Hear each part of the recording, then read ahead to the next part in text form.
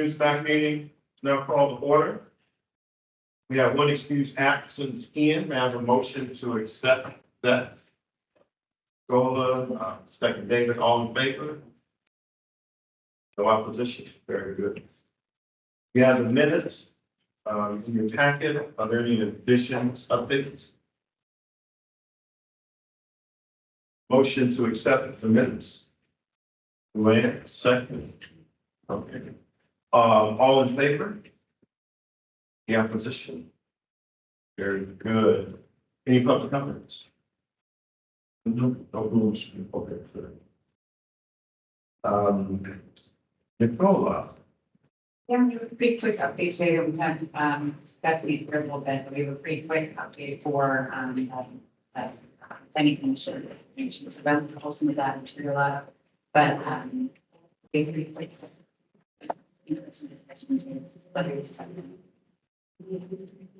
Yeah, things wrapping up, so I'm going to say, again, just cause some trouble. At the planning commission, the big thing there is the stormwater design manual. And then at city council, the 3 zoning cases that we were tracking had come to some sort of resolution. So they were no longer moving forward on the city council agenda. So kind of jump into that. First of all, with the stormwater design manual update, it was approved this past Monday by the planning commission's text change committee with some proposed staff changes. So there are things staff want to clean up, but they moved it out of their text change committee, and it will be next heard at the June 25th full planning commission meeting. At that meeting, the planning commission can choose to send it to council or choose to talk about it at another meeting or something like that. So that's where that is. We're making good progress there. And then the city council stuff, the first rezoning case, Z3523 off of Gorman Street in Southwest Raleigh. This is near the intersection of Gorman Street and Ferry. This is the area that was going from conservation management to RX3, basically 2-story apartment buildings. This one did get approved at the May 7th city council meeting, and they had made the conditions such that about 3 out of the 17.88 acres are able to be developed, put any sort of building zone. So with that, the council moves that to approval. The next one is Z2823. That's on Hardin Road, kind of in West Raleigh, near West Hospital. This is the one here that's up here and drains through these commercial properties and through the residential neighborhood. And it's a 7-acre undeveloped parcel next to the art museum on River Drive. Driven past it, see if it's well done because everything else on the river seems like it's developed. But this was actually pulled by the applicant. So essentially, what that means is they can resubmit, or some other applicant can resubmit on it. And there's no waiting period. If they would have gone through the process and got it denied, you'd have had to have waited 2 years or bring them in and get it back. So I have no insider info on that, but that could be why I just got withdrawn. The staff's kind of surprised they just got withdrawn. But they did have a stormwater condition to control the 100-year storm event because of some yard flooding and channel erosion issues that are down here. And then the last one is Z4023 up in Northwest Raleigh off of Strickland Road on the edge of the Falls Lake watershed. Everyone should be fairly familiar with this one. It's a big thing. They submitted some new conditions during May. The biggest one was to reserve 10 acres of open space within the Falls Lake watershed. And with that, that was kind of the linchpin to kind of get public building staff or water staff more on board with that, and also move the city council to approval. So they did approve this past Tuesday night at the public hearing. So that is officially rezoned now. The other conditions that were part of it were for water quality and the impervious maximum kind of being lowered from what they would be allowed. And they also added control of the rate of runoff leaving the site for the 25-year storm during construction, which was different from the last time we talked about it. And then also they raised the post-construction control for the rate of runoff for 50-year storm. The nutrient targets, we actually talked about that at our last meeting, but they are 10% lower than you specified. And also they lowered the maximum impervious for the site to 28.5% down from 30. That, based on that size, is about 10,000 square feet of impervious. Did they identify the property? They did not.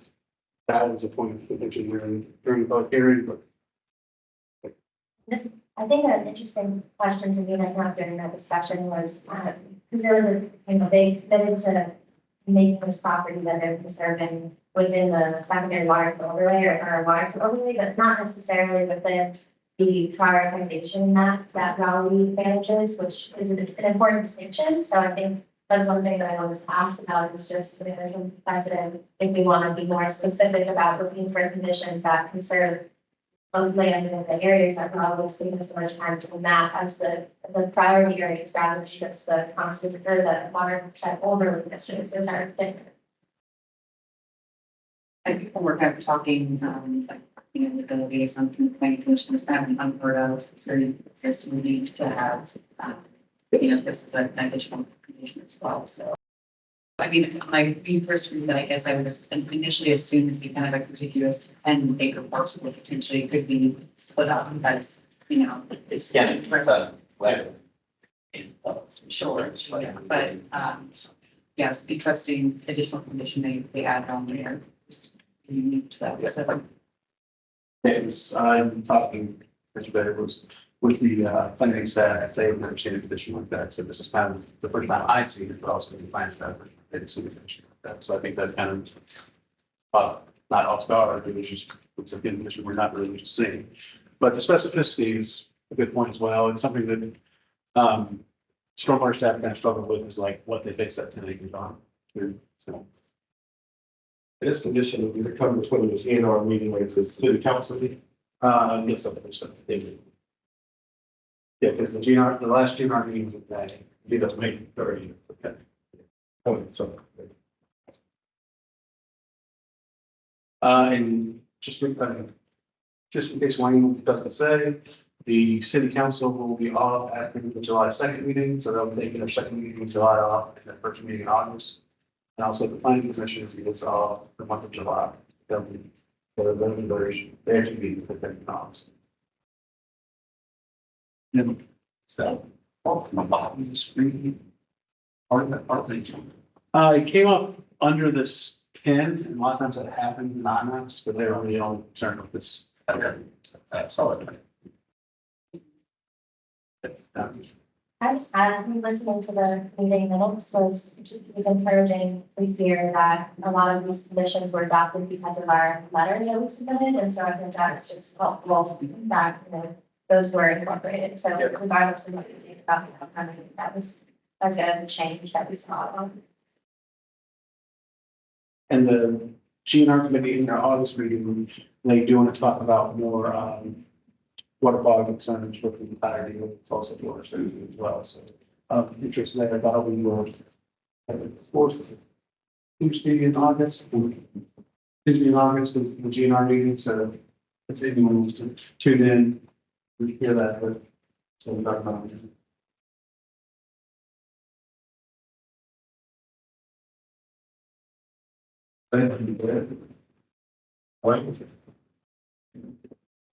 So we have a few interns that have begun this week that I would like to introduce under our partnership Raleigh program. And I'll do some quick introductions here. Y'all can stand up as I introduce you.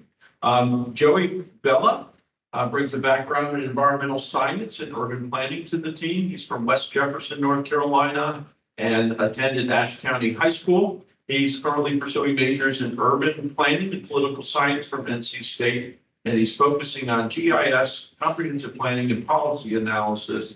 He's passionate about sustainable development, urban resilience planning, and using problem solving at the local level to solve local issues. So welcome, Joey. Glad to have you here for the summer. We have Nick Bartis has joined us, an intern who's working with Scott Bryant. He hopes to contribute with his background in environmental science and business. He's from Raleigh. He is also a stakeholder and resident in the Camp Time Dam project neighborhood. So that's some first-hand experience with that project. Used to play on that fight that you've seen. He is currently pursuing a degree in environmental science with a focus in water and climate, as well as looking to major in business. He's passionate about contributing to Raleigh's communities through his work. He's working with his stormwater internship this summer is the perfect opportunity to do so. So Nick, welcome. Glad to have you here for the summer. Third introduction I'd like to make is Genevieve Marty, who's a rising junior at UNC Chapel Hill in environmental studies major. She's interning with the stormwater plan review team, where Molly is her supervisor, who's also here today. Molly, thanks for joining us. She's working on updating permit files. She's looking forward to learning about green stormwater infrastructure, also working closely with Kendall, who works in that plan review group, leading our city projects and geoscience district. Genevieve, welcome. Glad to have you here. A few other topics just worth mentioning. We are officially in the Atlantic hurricane season as of June 1st.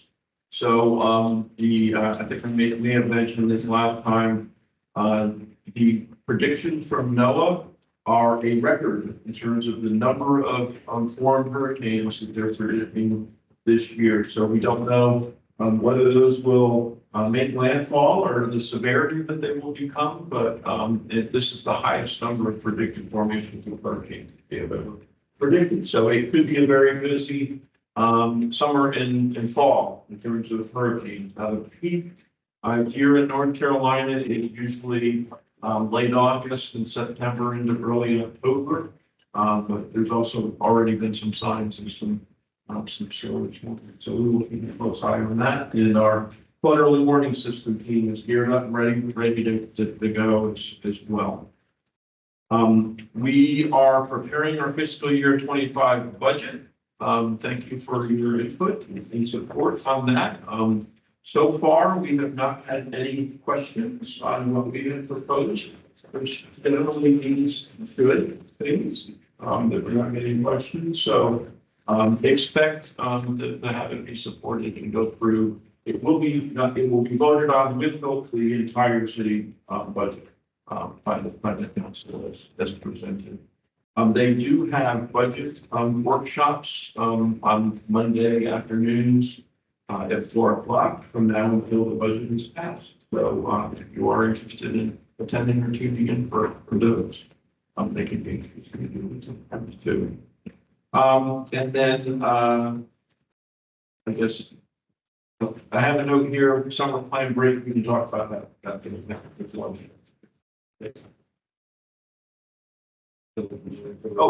Oh yes, I'm sorry. Yeah, we do have one notice prior to construction. The North Hills Drive corporate project was expected to start in the next August.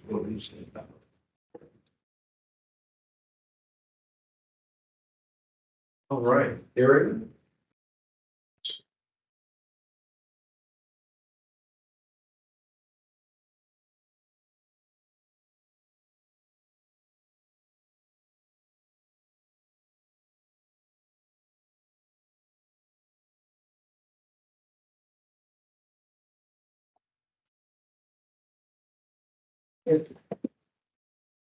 Hi, hello everyone. Good afternoon.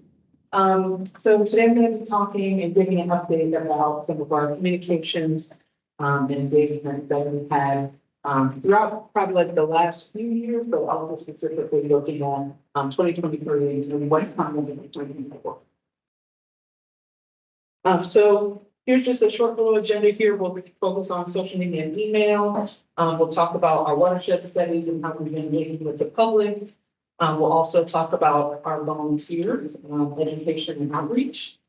We'll look into something that we've been starting to do more often, which is our pop-up meetings. And then also talk about what's coming up in 2024. So social media and email. We share Twitter and Facebook with Raleigh Water. And we have pretty good engagement, I would say, on there.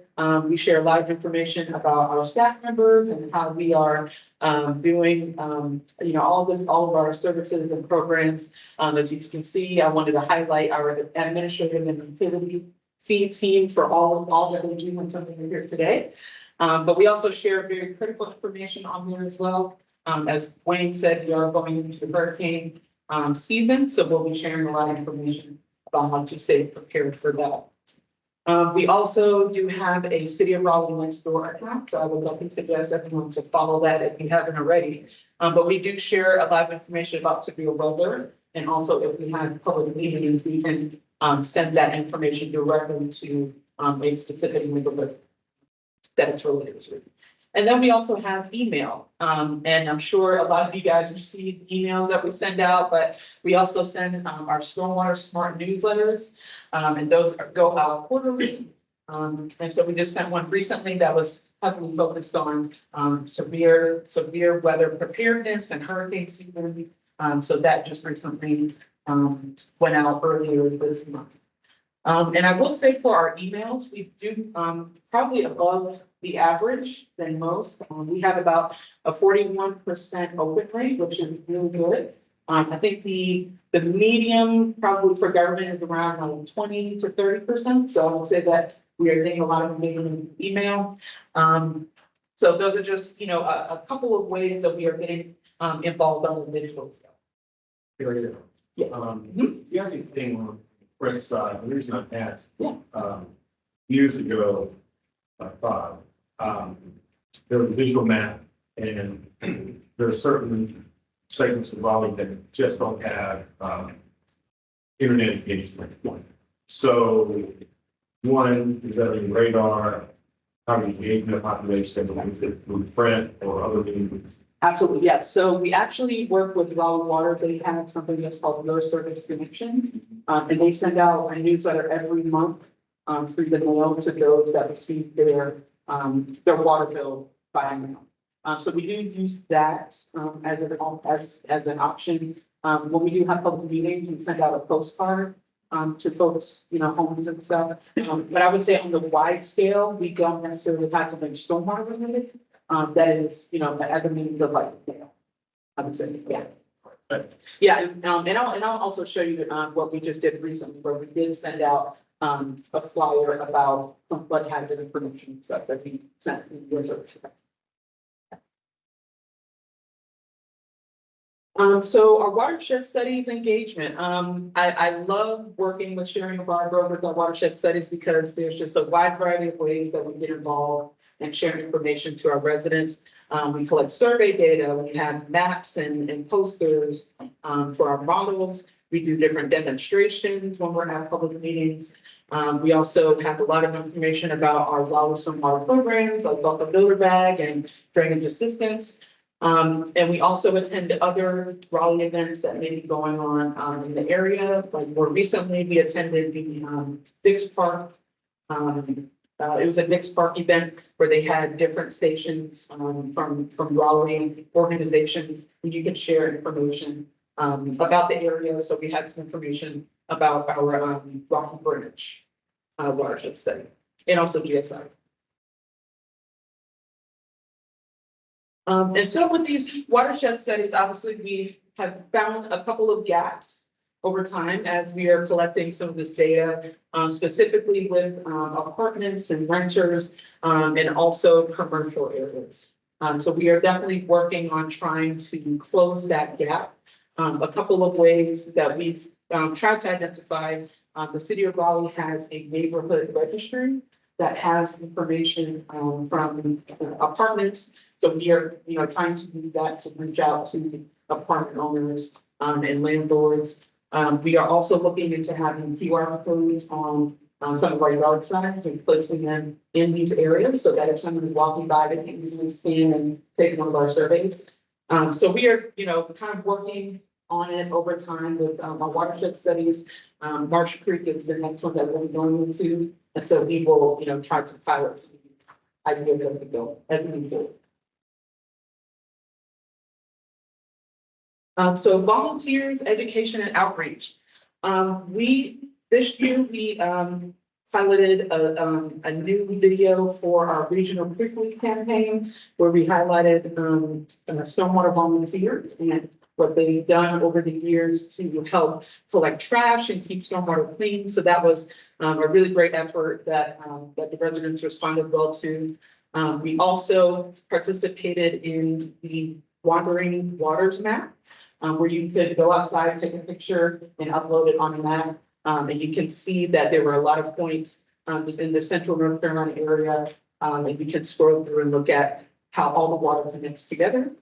And then down here on the right-hand side, excuse me, we have different types of Adopt a Stream volunteer groups that we work with. So you can see that we have a wide spread of residents that are actively involved in our Adopt a Stream program, which is great. And then the lower left here, the map, shows all of our trash cleanups and stream cleanups that we've had since 2021. So this shows, you know, we are widespread, getting involved, and also our volunteers are also taking the initiative to make sure that we're streams are clean. And then we're also engaging the youth. So Megan and Joyce have gone out to Millbrook High School to talk with students about stream repairs. We actually just completed a project with Millbrook Exchange. And they brought about 50 high school students to talk about stream restorations and talk about that project. So it was a really great opportunity to really engage with the youth. And then Megan also went to Bug Elementary and led 3rd, 4th, and 5th graders into the Worthdale GSI development area. So that was really cool. And they also did some posters about stormwater repair. And then recently we did our first Capture It gallery, which was fantastic. It was in the Pullen Art Center. We had about 80 attendees that visited, and we had a table with brochures and flyers and other information. So it was just a great way to, you know, give the youth a chance to showcase their talents, and also connect with the parents as well that showed up and came. So the new sort of initiative that we're starting for some of our projects is a pop-up public meeting. And it's much smaller, more concentrated, but we're actually going out into the neighborhoods of where the project may be affecting the neighborhood and sharing the information that we have available to the residents. And we have noticed that there's been a lot of engagement, a lot of people actually coming to the tent to hear what we have to say. And we've noticed that they really appreciate us being out there, being transparent, sharing that information with them. So yeah, we will certainly be continuing to do a lot more of these for our projects. And we hope that, you know, we can continue to expand on them over time. Is any valid core warning or sit out notification that it's going to be a pop-up, or is it? Yes. Okay. Yeah, we do. Yeah, so we usually will send like a postcard for our GSI or Bikini Island project. Amy actually did a door hanger. So she went around with a flyer and hung it on doors. So yeah, we've definitely been trying some different ways of, you know, how to do that. And we also usually have yard signs as well. Yeah. Okay, so upcoming in 2024. So these are just 3 kind of big initiatives that we will be starting fairly soon, and I'll break each of them down here shortly. So the community rating system, this is led by Ben's team, also Seamus and Allison, and we've been working together on the communication side to develop print and also digital information for the public related to knowing your flood risk, flood insurance, and how to protect your home. And so I actually have some of these here that I've typed up to you. The Know Your Flood Risk grant card is printed in Spanish and English on both sides. So that was something that we recently developed. We wanted to make sure that we had information that was translatable in Spanish and English. We also have the Raleigh Guide. And this was an initiative by one of our strategic teams. And it goes into a robust explanation of how to prepare for any severe weather or emergency in general. So that was a really big initiative that we recently developed. And I actually just found out that the state will be using that kind of a template to use for other small municipalities in North Carolina. Excuse me. And then we recently sent out this flyer here again in the mail. So we sent that out this month actually. So Ben said that we've been receiving some calls already, which is great. So yeah, that spoke about flood hazards, how to purchase flood insurance as well. And we've been already receiving some calls about that, how to do that. Area. Yeah. Red and Raleigh. Yes. How is this distributed? Yeah, so we're in the process of trying to figure that out now. So this is led with the emergency management team. And so we are thinking about having some trainings potentially later in the year, like around September or so. We really want to make sure we have a conversation with the residents and say, this is how you build a kit. This is, you need to develop a contact list of who you need to reach out to if you're in an emergency. We don't want this to be handed to them and then sitting on a shelf, somewhere. So we want to make sure we have that one-on-one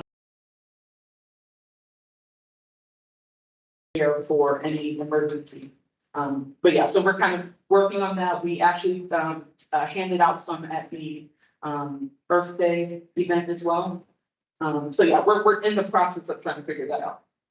Yeah.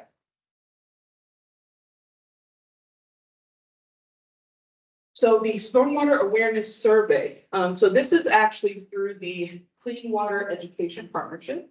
And there are 42 local government partners, 36 are municipalities, and 6 are counties. So we are all coming together to send out a stormwater awareness survey that will be sort of very basic, just trying to figure out what do people actually know about stormwater and what don't they know. And so our goal is to be able to tailor our education and outreach towards those gaps that we may see that people actually, don't necessarily know about stormwater. And it will be great because we can also share resources in case, in one area, they don't necessarily know information about geoscience versus, another area, they don't know about flooding. So it's just a great way to have a collective outlook on, what information people know. And then lastly, our Walnut Creek Watershed Learning Network. So that's led by Partners for Environmental Justice. And Raleigh Stormwater has always been a great partner in this effort. They actually just started this June 1st, the first session. They will be having 3 sessions in total this summer. So they just started June 1st. And I believe June 15th is when we will have our session about GSI. So it'll be great. We'll be doing a demonstration, walking around the Walnut Creek Learning Center and looking at some of our displays, looking at our cisterns and other GSI that's out there. So we are very excited that this is launched, and like I said, we'll continue to be great partners in this effort. So overall, the message is just having a diverse communications and engagement. Making sure that we are finding all of our touch points, making sure that we aren't, like you said, missing any gaps or missing people that may not have access. We want to make sure that we are reaching out to all residents in the city. With that, if anyone has any questions, feel free to ask. planting area, or how many the commission be helpful in this matter? You know, we all live in Raleigh, in various places in Raleigh, pop-up events. We receive the emails, what easy is correct. Yeah. So however, you think we can be more intentional in engaging this commission, don't hesitate to reach out so that we can support you and getting the message back. Yeah, absolutely. Yeah, I think overall, is you guys are kind of like almost like sounding boards in the community, right? Sometimes residents will trust a friendlier face versus someone that's from the government coming to their community. So I think that's, primarily the main way is just, being out there and, really talking to people and sharing that, Raleigh Stormwater has great programs and great services that you can be a part of as well. And that's, it's a community effort, to help, build the city of Raleigh to where it needs to be. You mentioned that commercial and industrial customers. Do you have Yes. any ideas on what you could do to reach out to them more? Yeah, I think it's just continuing to reach out, like continuing and probably even just like visiting in person. Sometimes, you can send an email and you don't hear anything back. So I think you just have to do a little bit more with actually going out and speaking to them and hopefully getting them more engaged with our surveys. But yeah, like I said, we usually do have yard signs that we like to post around. And we've noticed that has done really well. We did that for a previous project. And we saw that it was about 50% of the respondents scanned the QR code on the yard sign. So we saw that was really successful. So that might just be another way to, help folks kind of see what we're doing and, get more involved.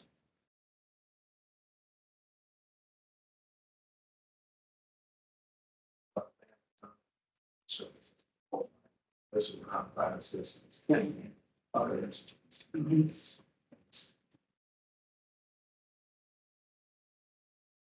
Would the Better Business Bureau be interested in marketing?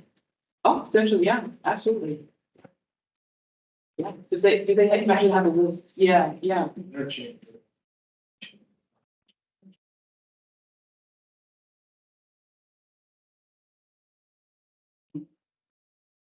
Yeah, people like that. Absolutely.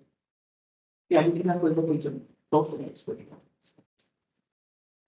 And we definitely do Raleigh Rainwater Rewards projects with businesses as well. I really didn't mention that because we talked about Rainwater Rewards and many other places, but it is definitely a goal of that program to help with engagement. So before I close, I will say we will have kind of an interactive discussion after Scott. That will include some of the communications aspects into it. So I'll have a QR code that you all can scan and then you'll be able to use your phones to respond. So just want to let you guys know that. I'll be back up. Thank you very much. Thank you. Sorry, Rainwater Reward.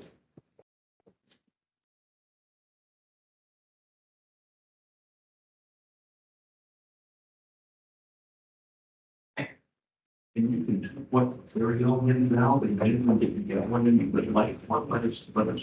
Very much. And Reverend Taylor, at least I was told that it was reviewed through like a consent agenda.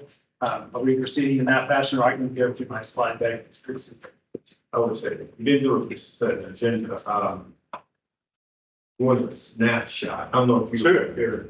Yeah, PowerPoint lines, and even for the other down, but pull one out, I've got a question. yeah, exactly. Not prepared for both scenarios. So basically what this is going to be is we have 4 projects. I'll present all 4 of them are rain gardens. This is a new sort of format through our structure, new structure and reporting through Power BI. So basically we try to consolidate, truncate a lot of data that we throw at you, plus a lot of potential errors that Justin and I have, and put it all on one slide. In addition to using now the new Snap tool for our calculations, you might see, hey, we don't have full suspended solids. That's not a part of that calculation, but we do have total phosphorus and potential gallons of use and runoff. So I'll point those out as I go through here, and then just kind of go so first project, once again, rain garden at 3213 Hunting Drive, located in Marsh Creek watershed at 75% zone. This is a 360 square foot rain garden, located in the back of the house. I know this, I'll improve this. It's a little bit of a smaller plan review here, but you can see this driveway and the rooftop. They're capturing everything when you get past that patio. Total estimated cost, the breakdown is in the middle here. Total project cost of $11,926. You can see the city portion here.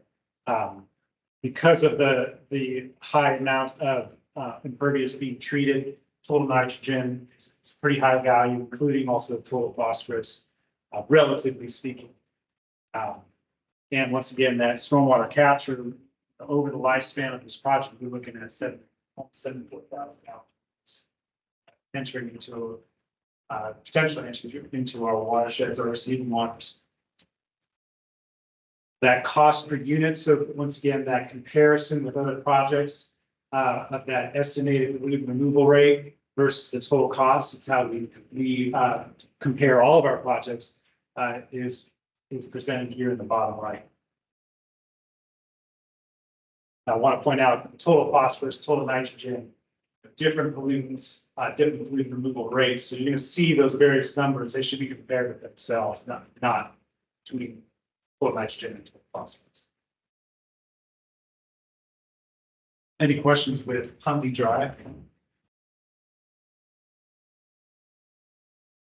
You want me to? Next one is 1916 Sunset Drive. This is located in the back of their property. They are treating basically the back portion of their rooftop only. And I want to say the snap tool, we're now taking into consideration land type that's draining to it versus the simple method, which is all just pervious surfaces of the plane. So they're treating all their rooftop in the back portion of their house, roughly around 2,000 square feet. This is located in Crabtree, 75% zone, 200 square foot rain garden to effectively treat that impervious area. Price breakdown is in the center here. Once again, a very kind of middle of the road price point. Pollutant reduction located in the bottom portion here.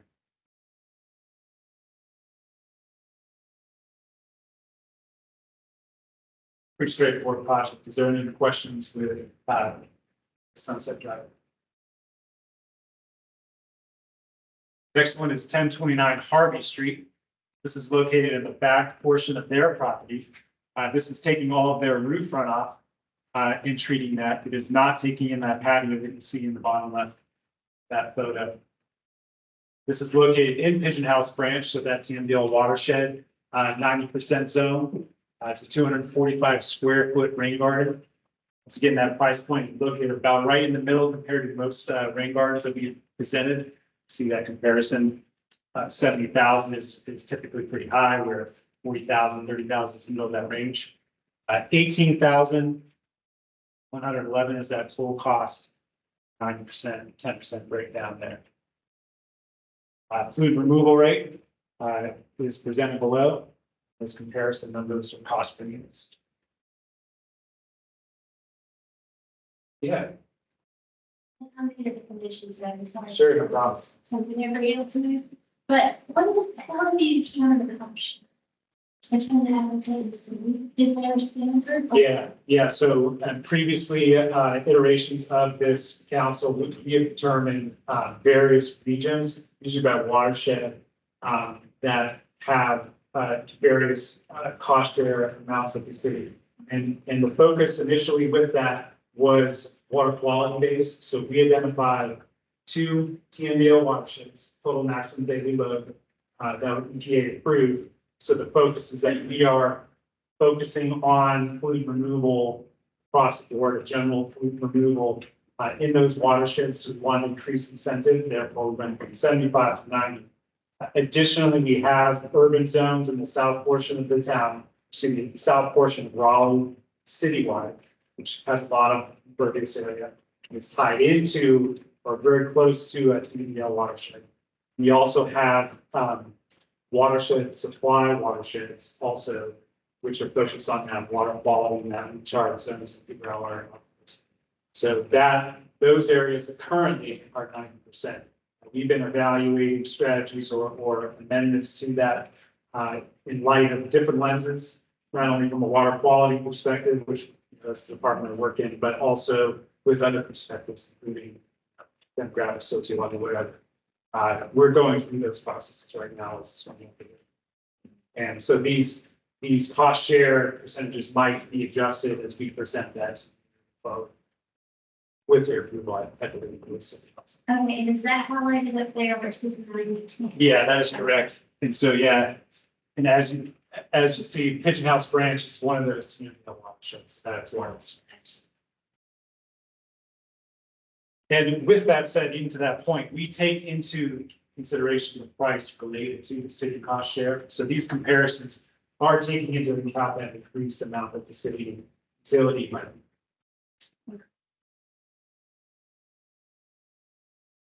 I appreciate the question. Moving on, last one, 8121 Gabriel's Bend Drive. This is located in the front portion of their house in the sloped area. This is located in Turkey Creek, which is in that northwest section of city of Raleigh city limits.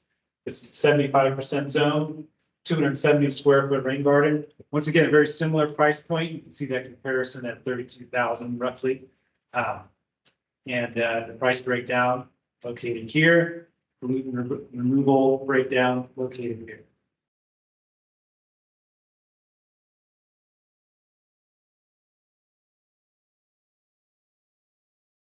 Questions on this?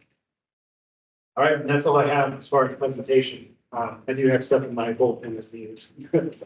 But you have any further questions? If not, depending on how you want to do it, Chairman, you can do with that. You have a question? I would like that format, that's really. Well, Yeah. Smooth. I would say we like it a lot too. That's A lot of work on Justin and I part. We're very happy with the presentation, work our consultant. And that's Power BI. Yes, literally just one page of massive Power BI effort that we've had. But we're also going to try to implement other divisions. So There's one feedback, this, the location of the parcel, yeah, a little more, I guess it's the yellow dot there. yeah, It's just that I can't see. understood. Those are some things I'm working through. So I will improve the schematic and the location portion. Yes. Were you saying 40 grand you consider reasonable? Yeah, roughly speaking, that in a 10-year maintenance period, which is most typical projects that are above $5,000 in reimbursement, will have a 10-year maintenance. $32,000, $40,000 per pound of nitrogen removed per year. It's right, well, obviously 35,000 is right in the middle of where our cap would be versus $0. So I'm not going to say it's better or worse. It's Where did you just- guys get that number from? 70,000. Yeah. So that was approved by SMAC, I believe, 2018. Where did you propose it? It's not statistics of past projects, and we kind of looked at where they belonged and looked at some outliers and, SMAC believe that that would be a reasonable cutoff line based on past projects. Yeah, and since then, we have 300 plus or 200 something plus projects that we air and evaluate that as well. So. So when you're updating this with offset of the evaluation, you know, just like this to say that. This is more in the petition process. So I present these numbers as a comparison for you as a commission to say, hey, is this reasonable and practical to be used for the utility money as cost share of these folks? It's this size rain gardens and reduce this amount of pollutants, which is the initial goal of this program as a water quality program.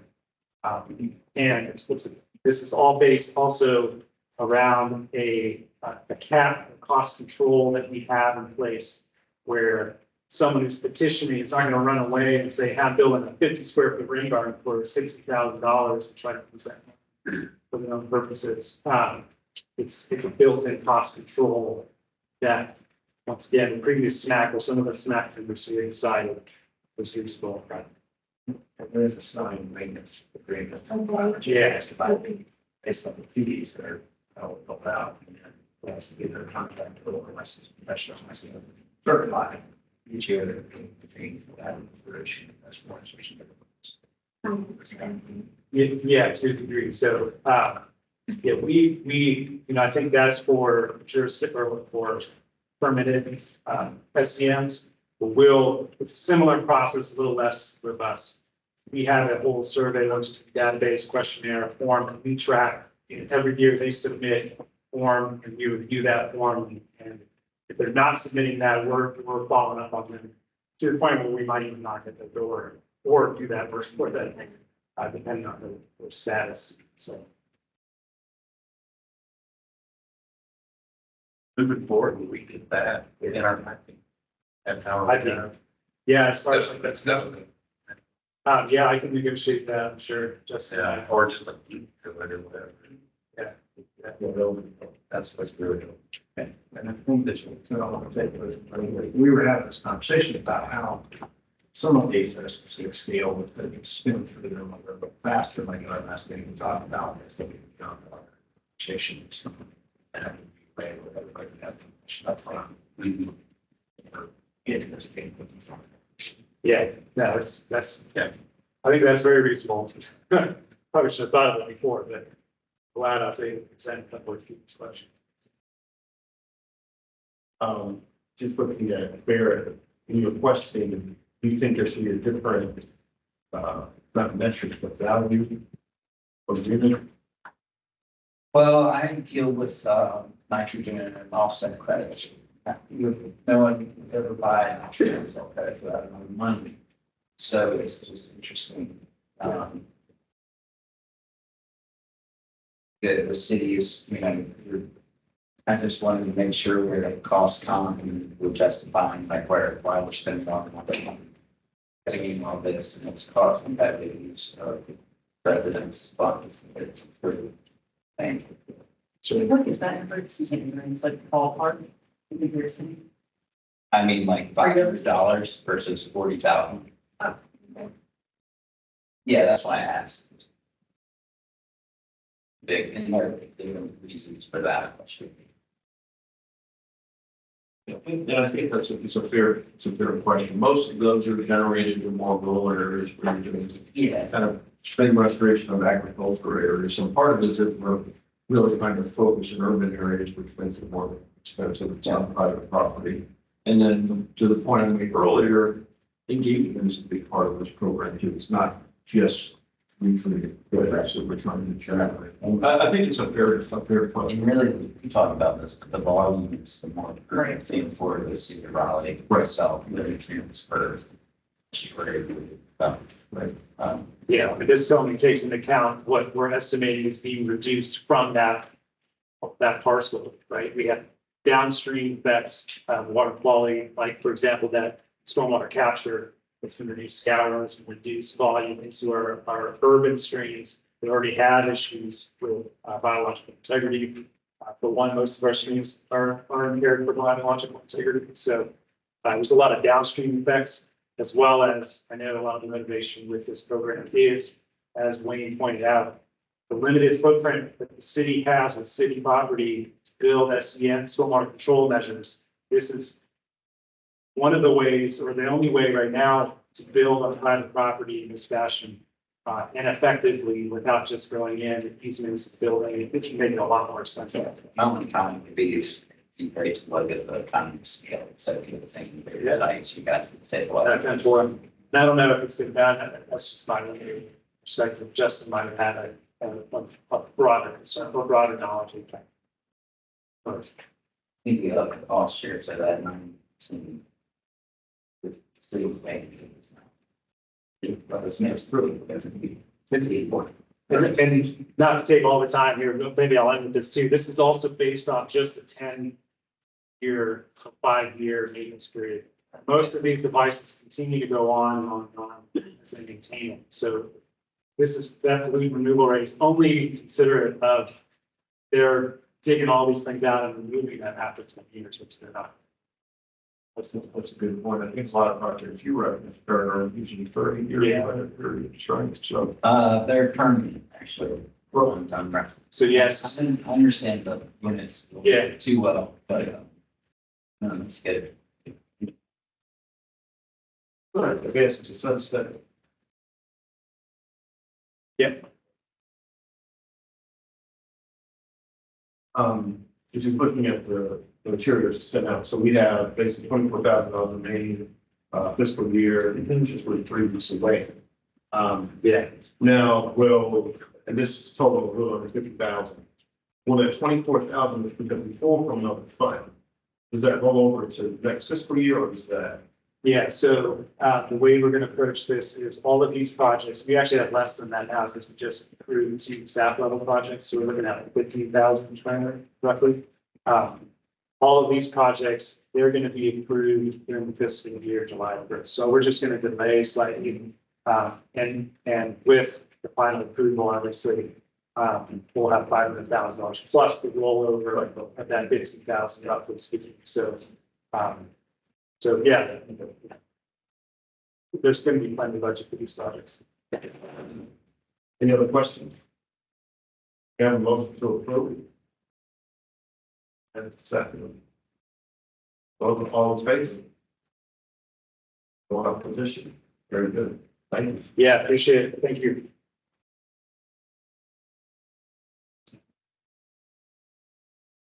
All right, so part 2 of our work plan, development plan spec.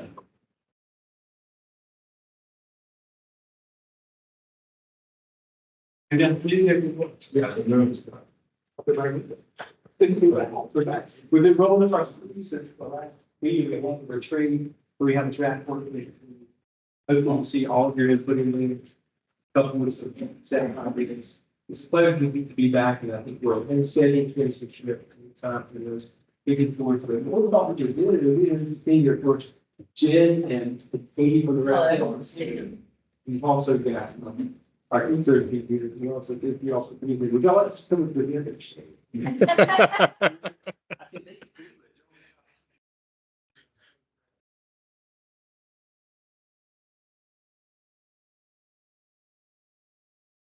Probably will be a few things. Look at, any questions or. Really nice ones. Questions are up and down. In your agenda package, we capture your notes, best you can. So we capture some notes. Our sales team did a great job as well. You put most of those in your backup package. Those we've been providing their further staff notes, so we had kind of visioning session to add to your comments, and all of that came together in that preliminary draft work plan for 25 through 25. So that's all there. What we thought we could do is, first off, is if there's any questions or thoughts and observations from the last meeting that you might have.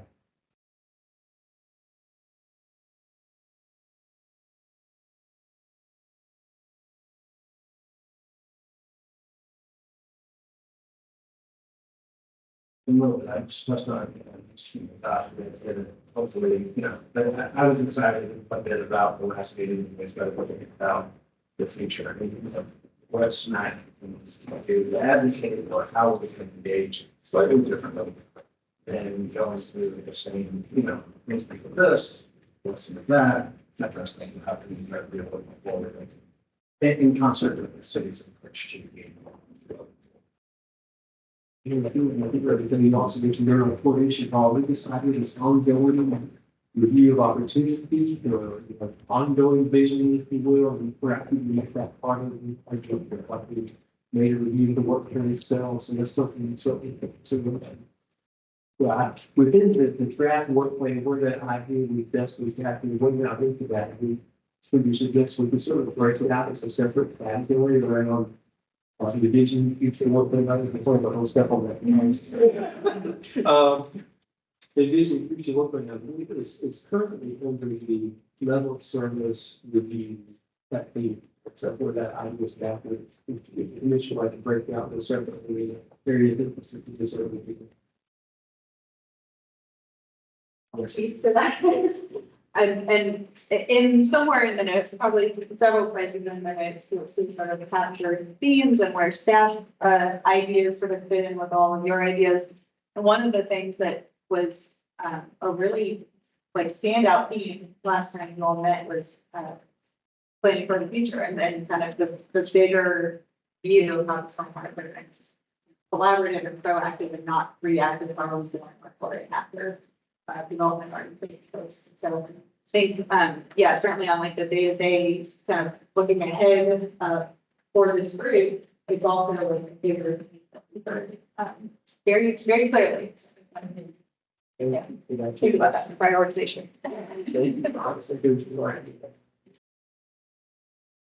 I wasn't quite clear on how the work items fit together with themes. Kind of how that was going to split out. The work items to be more specific, themes of the arching, or I couldn't quite, I liked all the ideas. How it all fit together, Yeah. or you're thinking on it. So some of both, I mean, the work, the themes or the work plan, some are more specific, some are broader. Which you, I think you've got at least 9 items captured for your prioritization coming up here just a little bit, and you got acquisition part of that as well. I think we see some of both. We see some things, and we see some more specific items as well. I think, yeah, she also. Yeah, and I, you know, the work plan has been, how many years back does it go? It's been every year for a while. And I think it's had kind of a similar structure where there's a big vision for this group and for the stormwater program. So the plan captures a lot and it covers a lot of the themes. I think the exercise we're about to go through is a little bit different than what has happened in the future, and it'll be more of an opportunity to like hone in on real priorities like within that setting. In a way that we've always developed the work plan, and you developed your work plans, especially after what you develop those for, you know, with your input and with your priorities. This is kind of the first time really kind of taking the next level look at that. Let's really focus on this as an area of emphasis, and while we're looking at things, we want to put more emphasis on this or that, whatever that might be. And for example, one area that you all shared back to this now, and Steve, you can break out. But implementing maybe a company attraction is the way with the awards problems are brought forward. Perhaps it's more likely to consent the generally council uses in the future. With the opportunity for still for the commission to ask questions of the full projects and whatever detail you like to. So I think this is going to be an idea to something like to really focusing in your time and your focus in your with this priorities. It could be a theme or it could be a very specific thing. I think there's a combination of both. Wayne, you want to see what it's like? I mean, Yeah, and it doesn't mean like other things fall off the list. They still stay on the list of like things that are important to the program. But it's just kind of establishing what this group is going to be focusing on kind of for the next year. yeah. So. But in your current 24 work plan, thanks to commission, we're going to make decide what are those work plan elements and those topics as they come up. How do they relate to your current work plan? Those have been appear on your agenda now for I think 4 months, so I think that's great. We'll keep going forward with that, and you can really in the year look back at your accomplishments and see how they can match up with those priorities. Again, we do a great job on that always, and especially if we could have more detail between 4. So what we thought we'd do, we'd chat about that first section a little bit. We can get back out to the Johnson to those of you all and what is it? The Johnson, by the way, we got the system working now. Which is fantastic. Thank you all for joining out here with us. We might have a video of that here, or maybe maybe pull the video. It actually does work. Thank you for bearing with me. Didn't work on the filter. Yeah, so you don't have this with our quality control for that. Thank you. So we're going to storm a bit. We got your time. All right. The second thing we thought we would do was really to go into the preliminary draft. It's just that a first draft. It's a potential FY25 work based on your input. Couple of the staff items, you try to put all that together, and then there's really neat prioritization exercise that gives them area. we're gonna have for you, and we have sort of pre-populated the things that are in that draft. We're glad to insert any additional comments people decide, we can really write what the framework, review perhaps, we would like to do that, and we'll go through, you have, each of you have a chance with your smartphones to prioritize these elements. So that can be, Are there other thoughts just about from our, Matt, from our earlier discussions or just kind of where we are on the commission? We really appreciate the feedback from Raptel last time about what the industry is, Sure. where Raleigh is with regards to the industry. We appreciate y'all bringing that perspective. Yeah, and I'll say, not to be overly flattering to this group, but most of you don't have a group like you sort of driving the program and providing the outside perspective. So it's a really valuable service and just a great kind of setup you've got here. absolutely. Many times there's a group like Smack that's still on, creating stormwater utility, for example. Perhaps. You're on board. Yeah. So it's disbanded. Maybe fun. Yeah, I guess, to number 2 there, does anybody have kind of feedback that you want to offer at this point in time that so you can sort of discuss ahead of the prioritization exercise? So that's how we're going to kind of scroll those. Oh, we're gonna go through it, okay. Yeah, very briefly, that's up there. We can kind of talk through those and see if there's any questions about the ways that we captured the input. So this was notes from I think we put those together. I might, if there's any errors there, that's at the end. That's the notes from SMAC's feedback there. The next document, we can keep going through that. Matt is, I think it's Raptel's feedback from the commission meeting, which is, thank you, Jen and Katie, much more comprehensive. So there we go. So you see some overlapping themes between the two documents. This is your feedback. This is your feedback from this. And so it was our goal to go through all of this and do our best to insert it somewhere in that draft document. Perhaps not as a header or a specific item. We're going to get 9, headers, Yeah. but somewhere within those 9. I'll just say like some of those themes at the top, I think kind of tie into each other and are gonna kind of touch more than one of the work. That's one. items.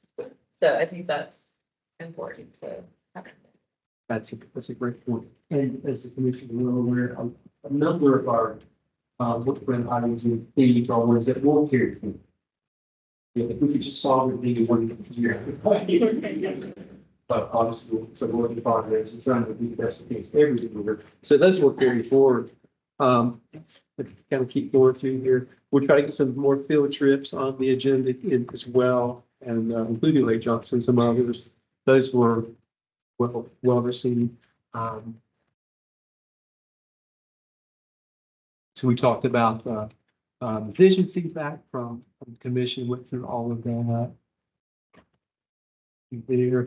Now, the Raptel team did a great job here. So what you see on this, you all helped me with this. So this was the commission's the feedback here, and this would have been from the staff. Yes, the separate staff items. And we saw a lot of overlap between the two. We're encouraged by that.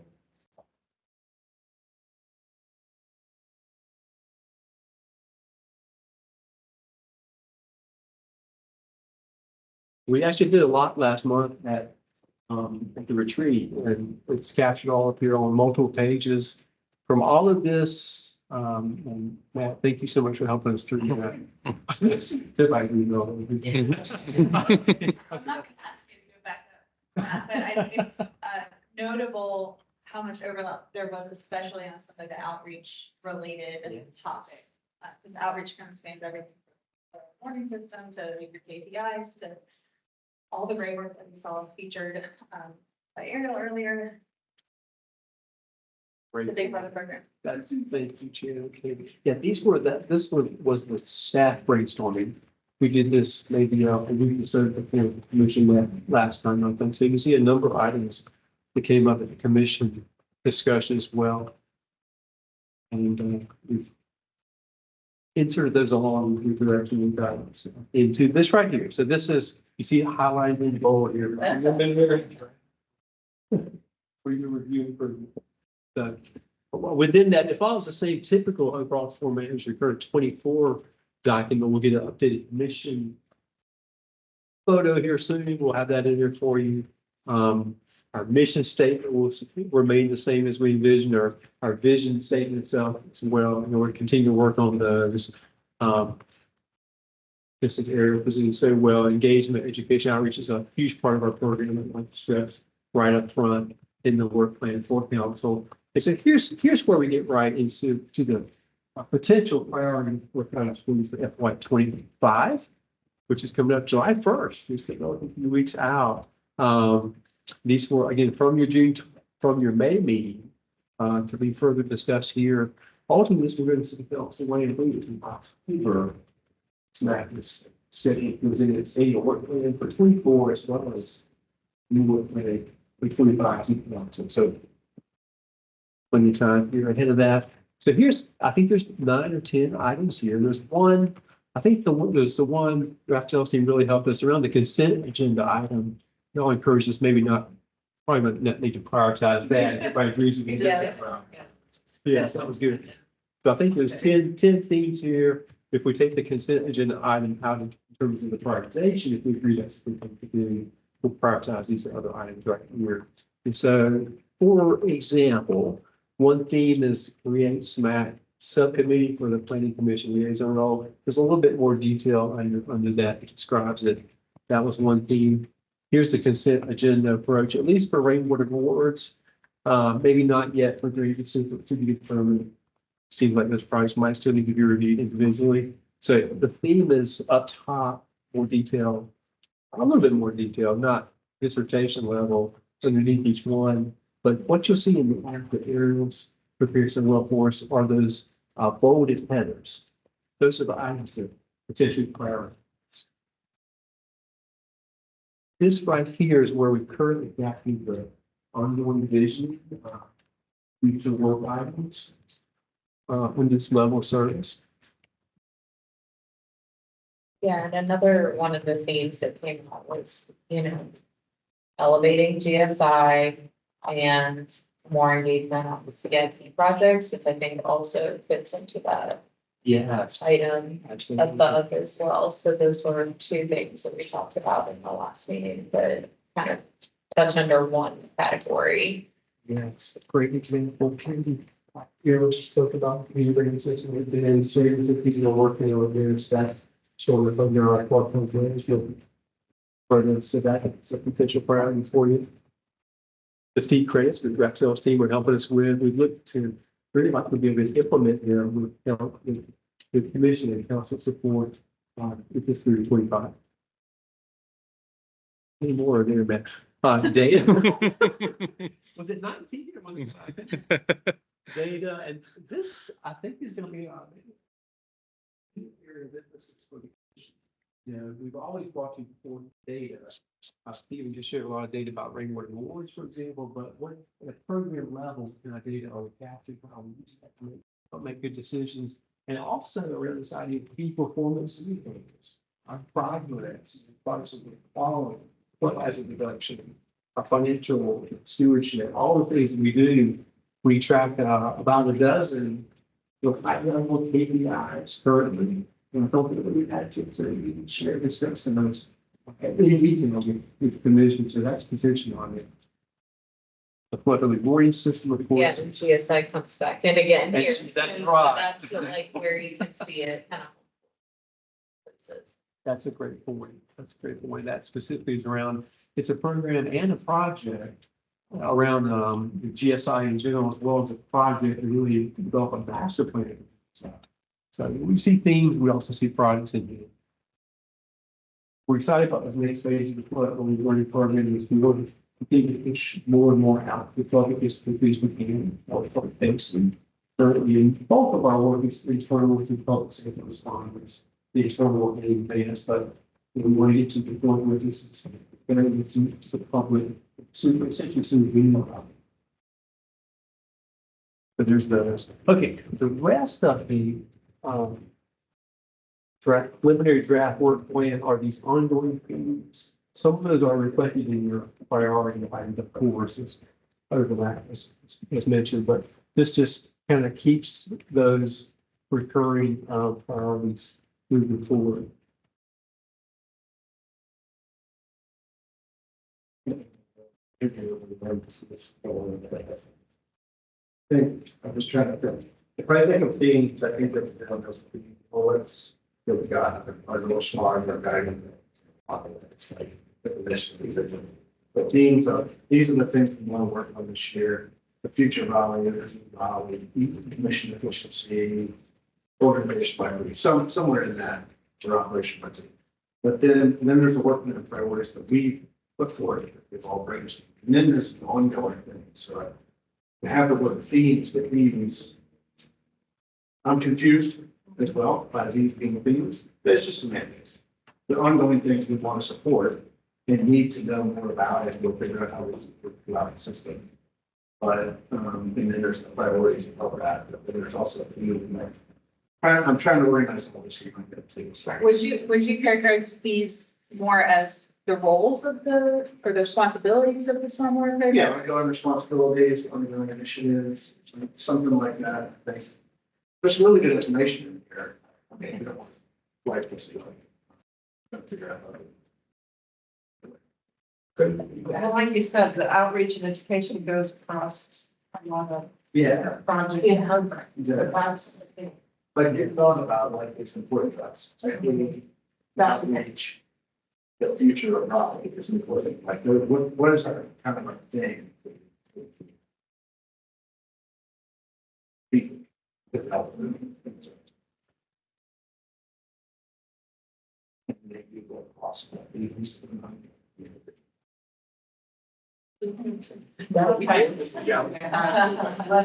like free. Yes.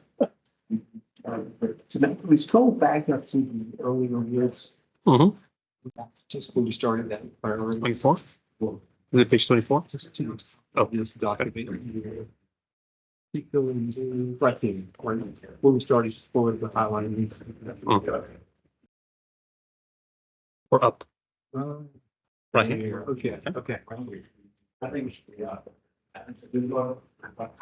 I think things should guide us. And then the priority work area, or work items or not. Perfect. Great feedback. So let's make sure we're back in the commission guidance here. Let's look at this first one. Continue to advance operational active control work services. Theme, or is that too specific? What we tried to do, we tried to find across the board. So we potentially, if we can improve that, or change that. Yeah, I see it as a thing or something across the board. We began this conversation fall of 2021. And then we worked with the consultant. I don't know what quarter this year will receive the report. I think that's correct. So it's timely that what has been brewing in the background of the undercurrent and then be stated clearly as a theme, priority, having to put forward in the future. Right.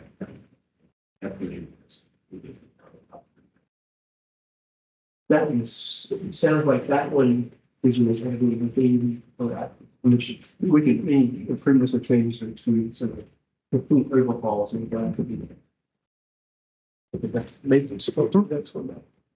This will be very helpful for us. And it's kind of, I'm struggling with the idea of putting things underneath the theme. I'm just going back to a little bit, like maybe the way I learned, going with the idea that the themes are just standalone statements. And then that should filter through. These things then get reshuffled into places where they're part of the work. Burden. So like, are you imagining for like specific kind of items, you would then be able to say kind of what themes they're related to? So like, take like, I think later down in here, we have credit policies, for example. That one's fairly specific. You probably wouldn't consider that a theme.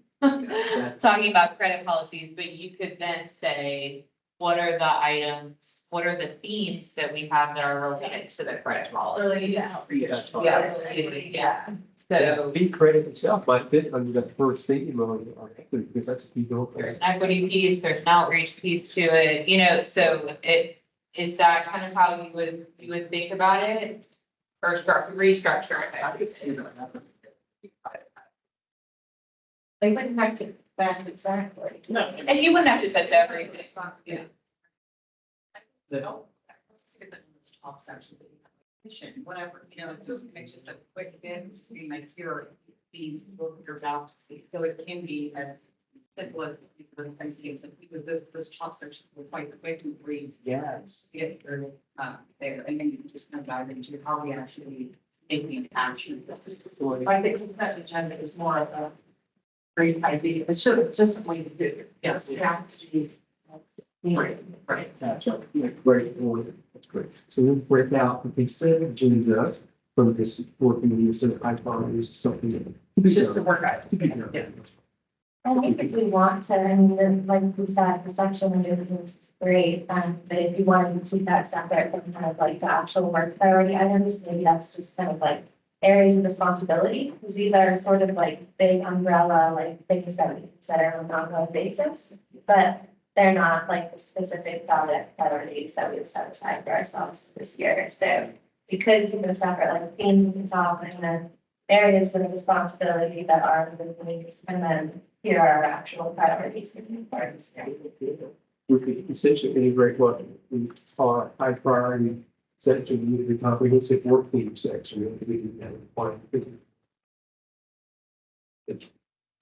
And still at the same time, understanding what your highest priorities are in this case with this time to apply. Let's do that. It's great feedback. Matt, do we get to brainstorm on these high level themes and look for more? yeah, we're gonna, maybe we're gonna do this group, I'll say relatively, should have plenty of time. So we talked about this one, the mission agrees that equity, operational equity is the theme, and there's various items that come under that. The second one, that, okay. This may be, like the consent agenda. I'm just gonna break it out. Okay, we're gonna, commission concurs, that'll be sort of something that we will begin to do during 25, but not a, will become an ongoing thing, like perhaps number 8. And to clarify, since the group that we discussed, we look at rezoning applications and we just have to prioritize those.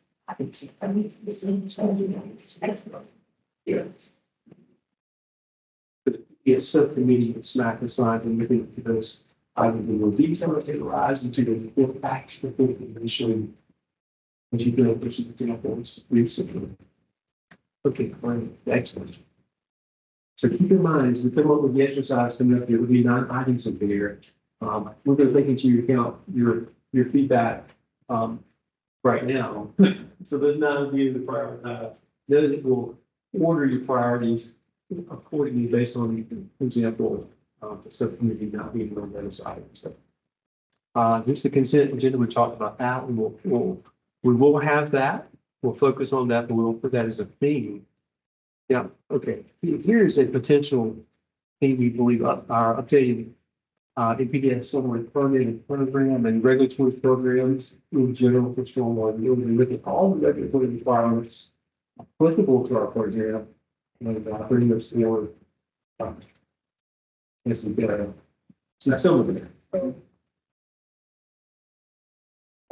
Actions, and I think that would fit under this kind of.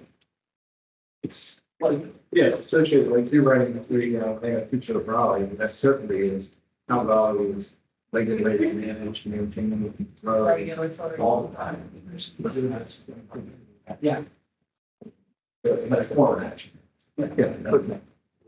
What is the timeline for the municipal permit? So we're still waiting for states and their applications. They are working, like I said, to the permit let's see.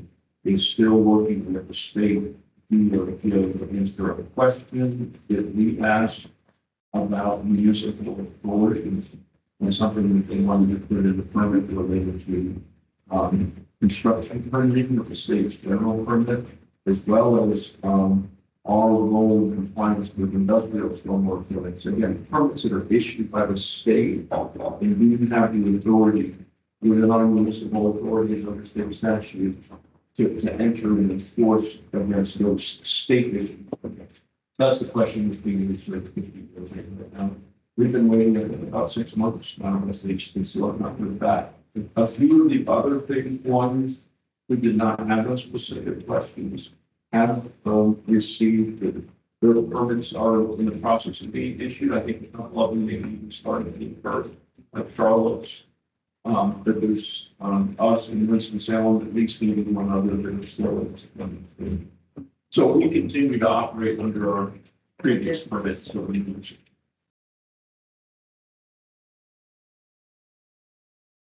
We will essentially we sort of, I'll say, pull that out, something that's sort of briefly. I did you. Thank you so much, Matt. Okay, this potential case, and this is something the commission is well getting to really for everyone.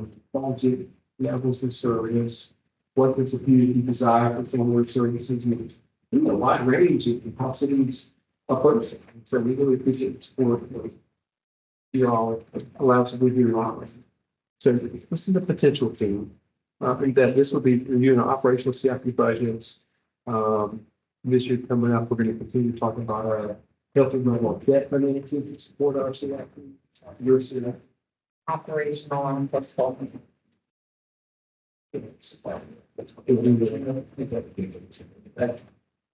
Personally, I just think looking at these experiencing the order of the operation. It's been that's a lot of we operate. Hard to operate.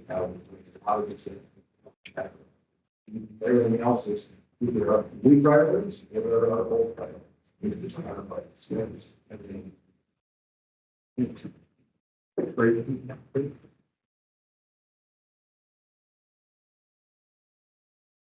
This was the vision from the floodplain program. Changes that we made about dedicated staff to develop and focus floodplain program for long. This could be the commission helping us to do that. It really took the first step. Raleigh has been in the same with the floodplain program for many years. Including a link down with the steps to go formal city floodplain program, we properly partner with the state, and it's been there's really taking all of those items to get go depending on or it's something an activity you can just get it for a couple of such planning for the future.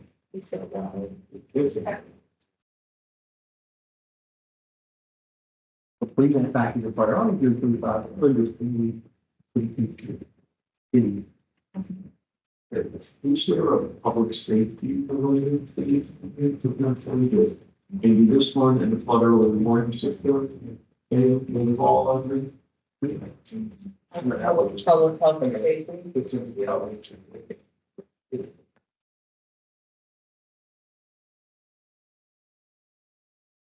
I thought as public safety buildings, outreach is a way of accomplishing public safety, but I think there's very specific policy and operational program and progress that we implement with the overall, and the public, including public safety.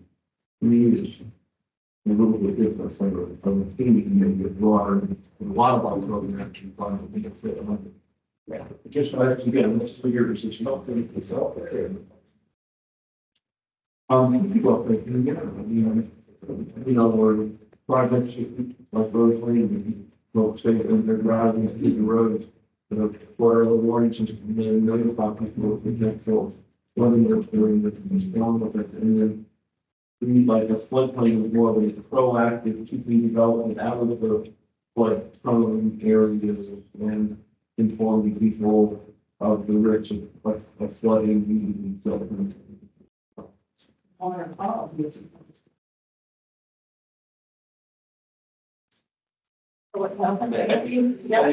It is, right? I think that's even broader too, right? It's not just public safety because of drinking water supply, but broader environmental health Absolutely. Yes, that's great. So is there a theme around safety? I think well, there certainly is a top priority for our. Yeah, I think I got it covered. We're tracking things. Yeah. It's covered. This will be something that certainly will bring back to you. I've seen this a couple of times, but we want to implement that here in the future. Where would that one? Would it be under equity? Again. That will not. Okay. Initial thoughts. We certainly, there's certainly going to be significant equity element into it, but it could also fit in very well as alternatives. I think in that, we get multiple things. And we're just trying to say, yeah, things that are important.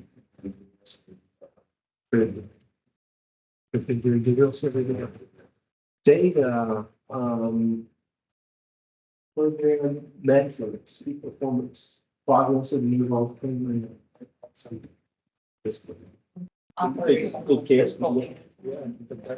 Tracking. Likely programs itself, okay, great.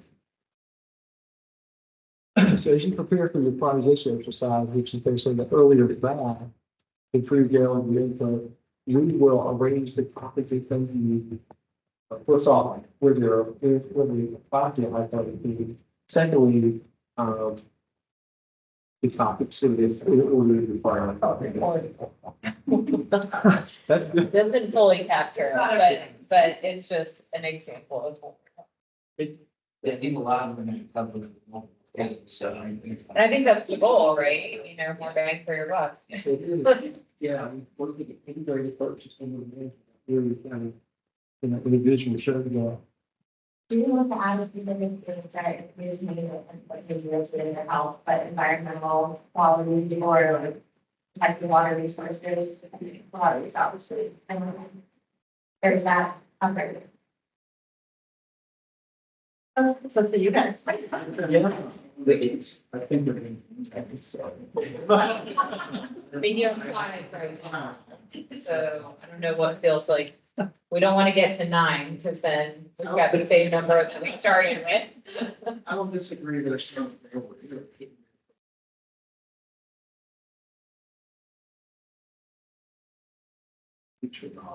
don't know, trying to figure out how, if we didn't make it 17. Yeah.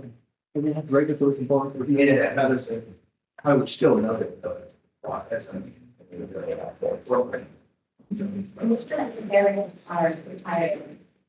Title, so we don't learn about it. Yeah, so. Yeah,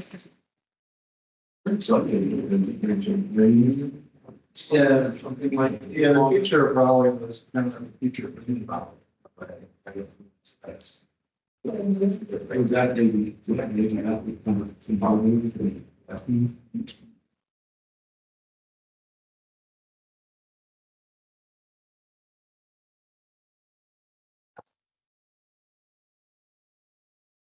That would include, GSI topics that are ongoing as well as, most specifically, deal reviews.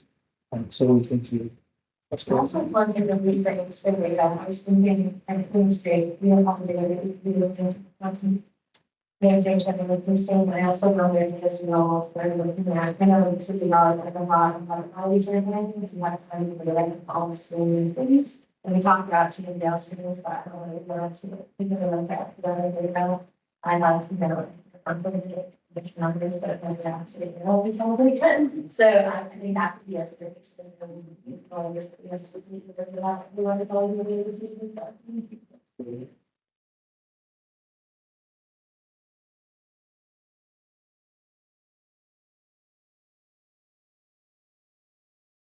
So probably the flood early warning system and the public safety.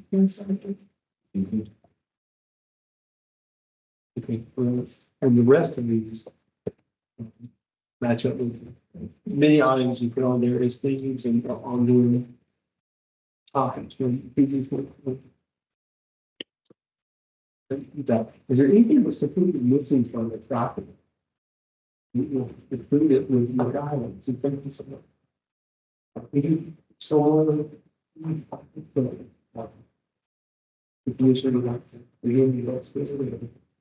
Of the bottom of it, so there people who do the document. I think that's another that's a part of quality. I don't, that's a problem, that's the thing. I'm sure it's not something there, but I really, but things that were very long, for some of the needs in the bank. All the other. Still, but what's mine? Because give us time to replace the development. Asking. This is the stormwater conversation about water quality. It was tight with the water quality in the rain and was the drinking water out, but it was a little counterintuitive to have a conversation about stormwater about water. So how filters are in place in that conversation. You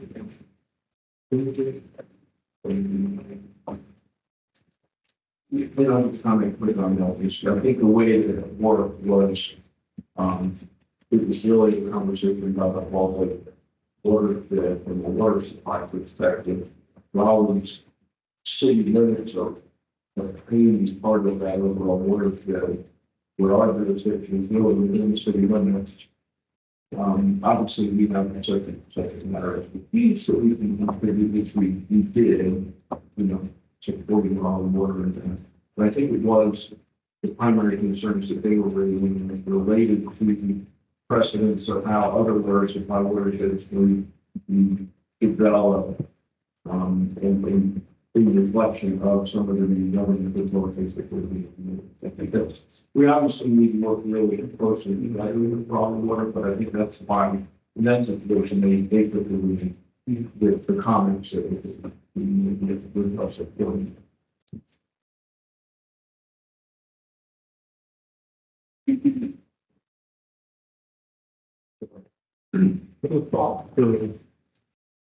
But it's completely missing. Not. You have a pretty comprehensive approach, like both sides. I feel this, people had got into. Really interesting, and that kind of thing that they have benchmarked with us in recent years, and I will speak for you, but I think your findings are that we have a very comprehensive program and very few coverage, and these topics or themes, really, as we get into one of our ongoing opportunities is to grow these real people to go into the instance. Because it's quite hard, I think you're this far. Yeah, I would agree with that. I mean, a lot of programs that we see, like, you know, they just are, you know, super focused on like one topic, like just on getting their CIP done. Because it's all they can manage and it's all they can think about and it's all they have the funding for.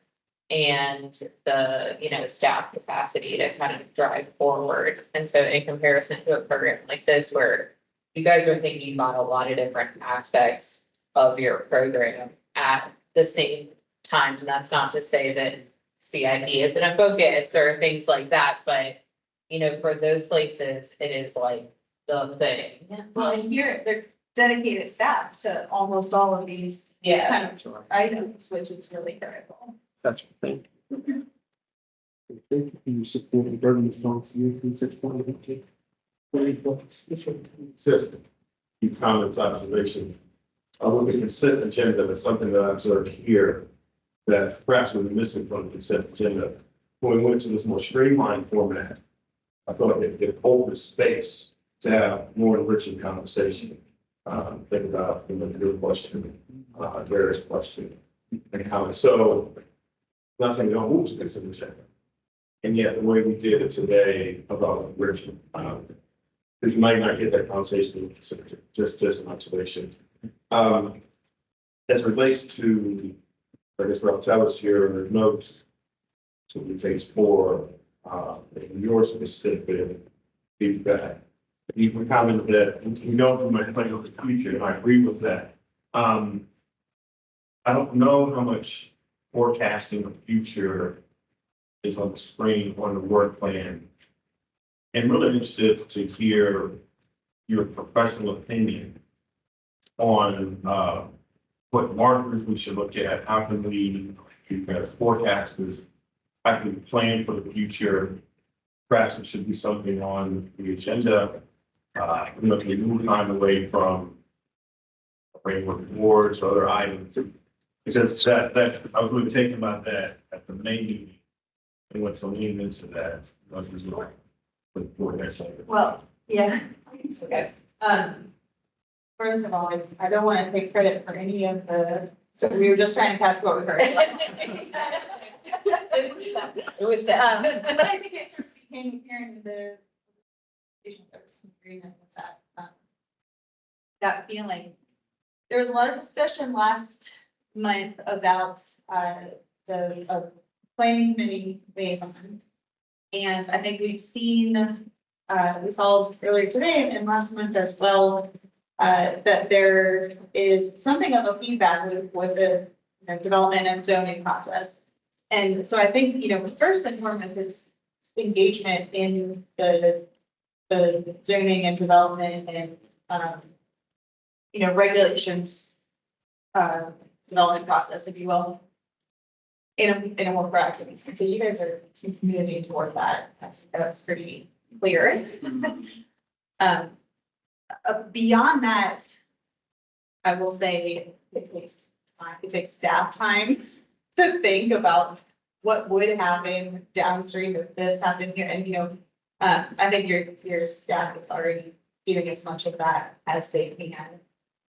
But if that's a priority for the group, that's something, I mean, I'm not gonna speak for you all, but that would be something to know. And I would like resources could be allocated a little bit differently, perhaps to even more sort of thoughtful. yeah, and I'll just add, like, if you think about it from an operational perspective, and going back to the benchmarking discussion, one thing that we hear from other communities so much, if they could do one thing for their program, it would be to shift from a reactive program to a proactive program. So instead of like, we got a sinkhole out here that we gotta go fix immediately because it's a public health and safety issue. They already knew that pipe was, in disrepair and have replaced it already. So you kind of avoid those types of things. And so, where I see it really coming in is, okay, so you've been collecting all this data. Now, how can you use it to shift your program to one that's thinking ahead? So, and like Jen said, that takes staff time, that takes capacity to be able to do that. And I also think it's a really hard thing to do. So like I said, we hear it all the time from communities, but I think as communities and their stormwater programs become more mature, that becomes a focus area of how do we think ahead? And even when we've been talking about debt financing, that's thinking ahead. That's thinking about how are we going to use kind of these dollars and invest them smartly into, key projects for the community. So I think that, there's a lot of ways that you're starting to shift your program or look at shift your program into being one that's more proactive. And I think there's a lot of different elements to how you can be proactive from planning, from an operational perspective, and kind of all those different elements. So. With part of it is just knowing, having staff kind of tell us how you're forecasting, how you're planning, just, we don't even know all the weeds, but some of how you do the things you do. But, you talk about having the data on the pipes, like talk about watershed planning. So, watershed planning, give us a watershed planning 101 kind of workshop and say, watershed planning, we're looking at 5 years, 200 years, whatever, what are we looking at? How are we assessing the upstream, the downstream, just kind of a base level. And then I guess also, I think we talked a little bit about this, the idea of what precedents around the country, and it's maybe this is on a commission to bring to staff and say, wow, I was in this place and I thought this was really engaging. What do you and your staff know about it? Or how do we educate ourselves on things of, and I'm thinking more of that future green Raleigh thing. I just think with really high things and never seen a program like this, and never heard about it. Can we learn more about it? And it doesn't have to be with policy. So it could just be us learning. Trying to figure out what the future. But you guys have a lot of technology accounts. Yeah, and I think for things like watershed planning, you know, it's not just like the 101, it's like, okay, we did the watershed planning, now what are we doing with that information? Yeah. And you get a wealth of information out of those types of activities, and so even if you take a step back and you look at a watershed plan that was done however many years ago, you can then kind of talk about how you take that data and kind of move it forward. Taking your retreat vision, for example, which you focus on that and making that so would be there, so these are ongoing discussions, not just a once a year. It's already proactive, but so taking it further, so thank you for that. Well, why don't we send it here as an exercise for us as well? Matt, do you have the tool? Okay, so what we. Yes. I want to words with this, but I think there's a couple of words I'd like to propose be incorporated in those things in some way that maybe are missing. One that comes to mind is Raleigh is one of the top growth communities in the whole country. And I think this may fit in that future of Green Raleigh, is that maybe like sustainable growth, maybe something like that. I don't know if that's where it fits, but to me, if we ignore the growth, you know, I think we're missing something missing there. So I think sustainable growth. And then the other one, and I think this more fits into that public safety health, is resilience, right? I like it for resilience. This disasters are coming, but the insurance are usually right. Yeah. Oh, you, well, they're different. Response.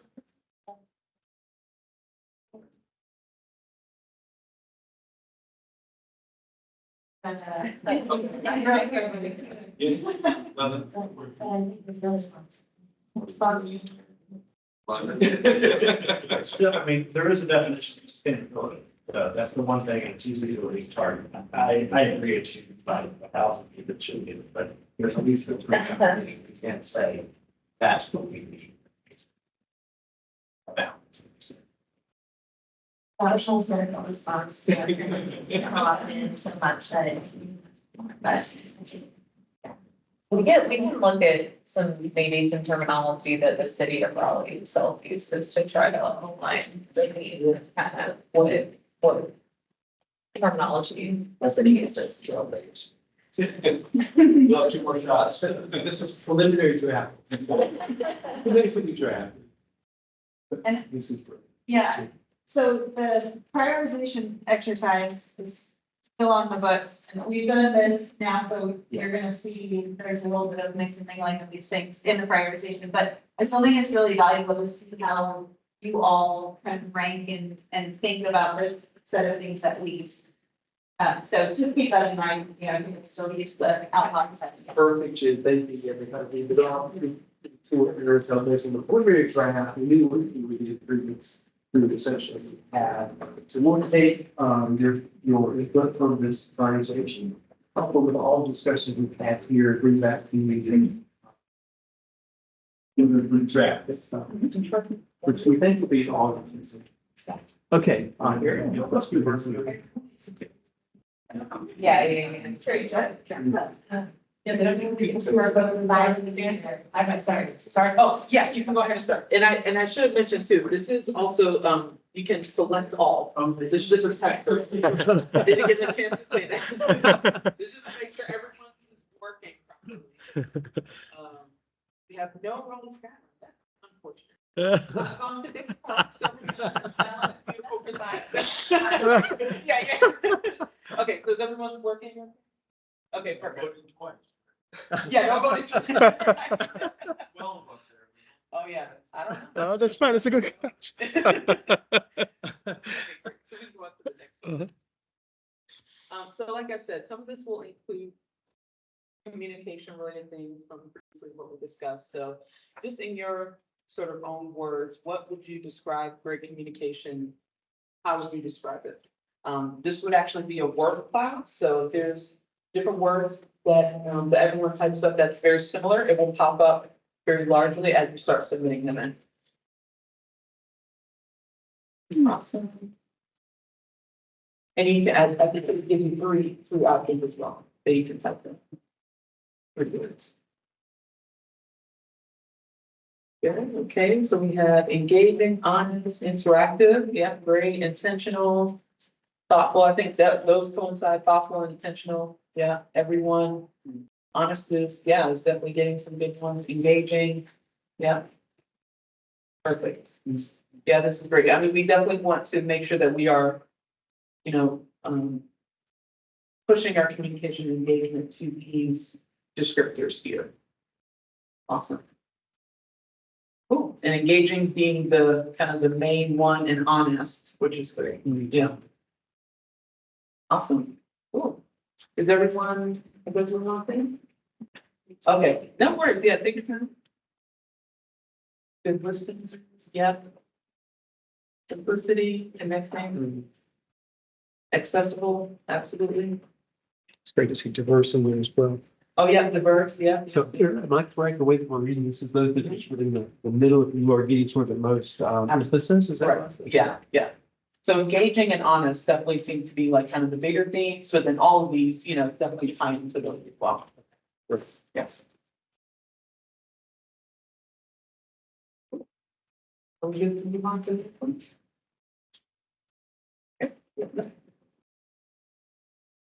Okay, so I saw this from a presentation, a communication presentation. It's called the impact and difficulty matrix. So basically what you will do is you should have numbers on there. You'll kind of rank what you think these elements are in relation to difficulty to execute them, but and also the impact that it has on the community. And so I'm interested in kind of seeing what you all think sort of each of these mean. So digital campaigns, so social media and email, contests like Capture It, outreach events, so, you know, going to events and tabling, surveys, you know, stormwater awareness, or, you know, public meetings, et cetera, volunteer events, video, like interviews, so with the media or also like outside organizations, displays like signage and artwork or educational displays, and then videos, like how to or. The difficulty could mean it takes a lot of time, it's expensive. Correct. Yes. Difficulty to us as citizens. Difficulty for like stormwater to exit. That makes sense. Yeah. Right. Yes, and that could be the cost, it could be the time, yeah, all of that, absolutely. Yeah. And each quadrant kind of relates to something, and I'll kind of explain after we have everything together. And then, boards coming in.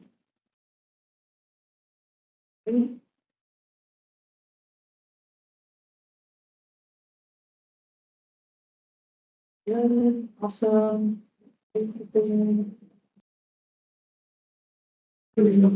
Displays the averages of each of those. Yes, yeah, so it will show you the average of what everyone has entered, yeah.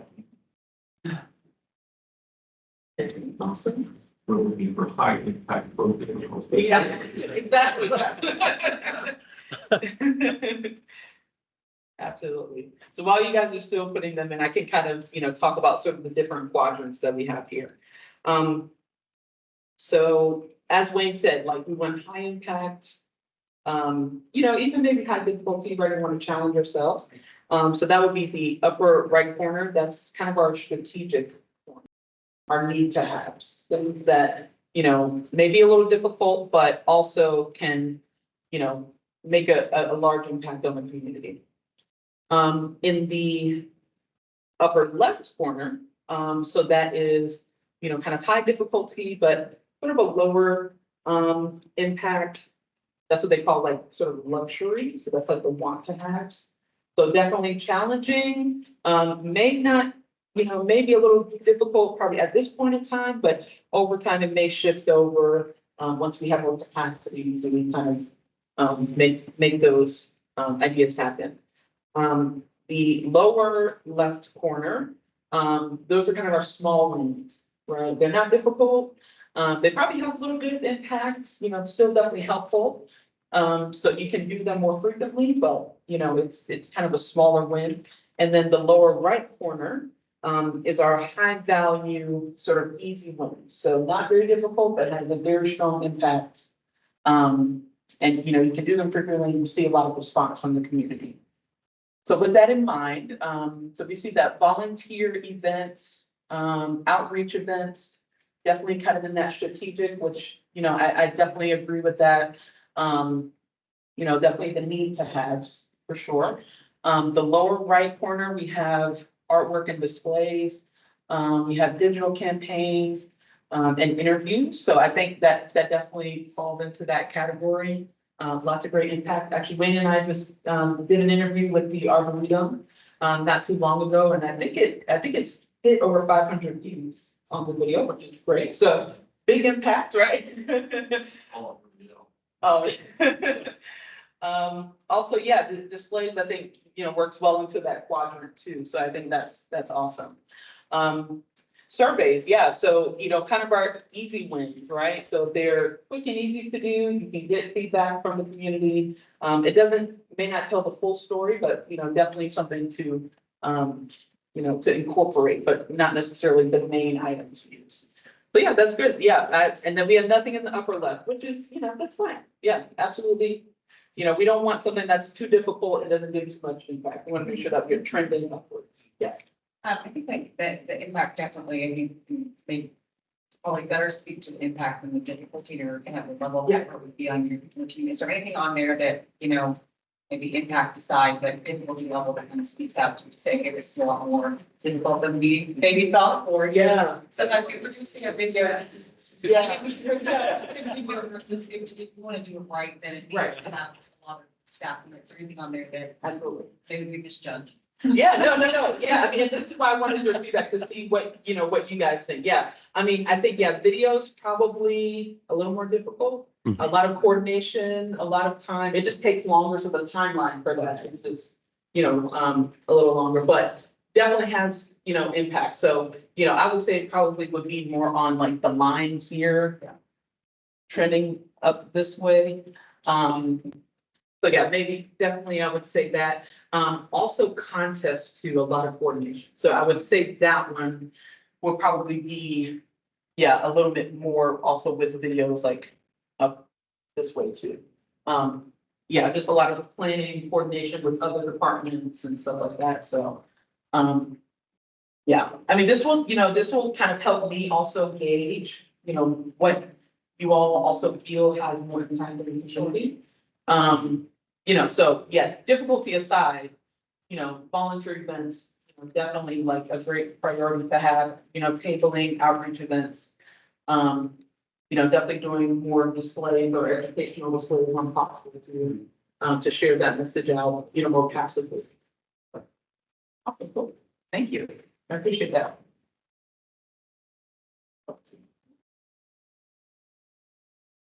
Okay, and then this is where we are going to prioritize. Yes, and so as we mentioned, this was populated prior to our improvements.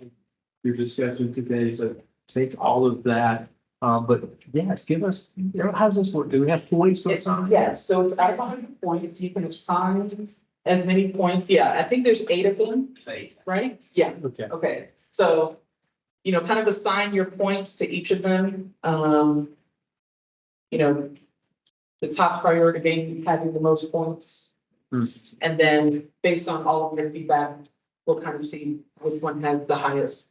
Yeah. Merge that with that discussion. Yes. So it's, we had 9 in here, but we took out the logistical, the consent agenda one, right? So that's why there's one less now. And so you have 100 points to distribute, and I guess I would think about how kind of all of those fit within these topics as a way to kind of distribute your points, because this was pre-established before this discussion. If you can take some of those that might be in the presentation. So you will link it back to the theme if it's not already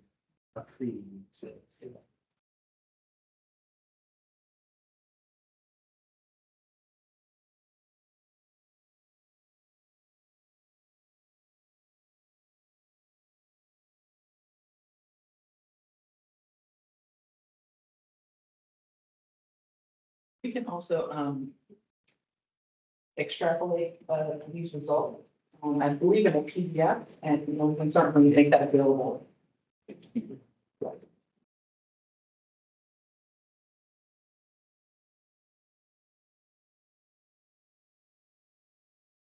And it should say, you don't have to, you know, add points to every one, so you can do it as customizable as you like.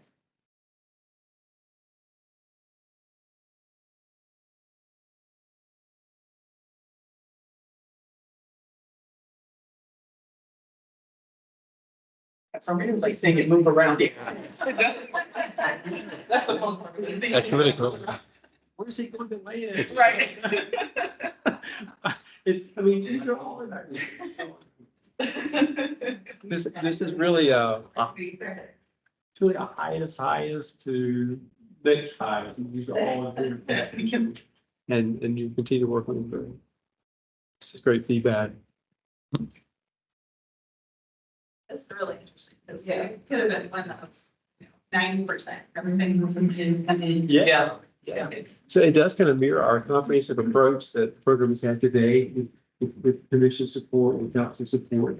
At the same time, you know, we see operational equity, that's certainly a high priority for us in the program to continue to incorporate that and to apply that. The subcommittee, the GSI has certainly been a theme. GSI is an emerging theme was probably that wasn't an early theme to the program since 2004. Our floodplain program.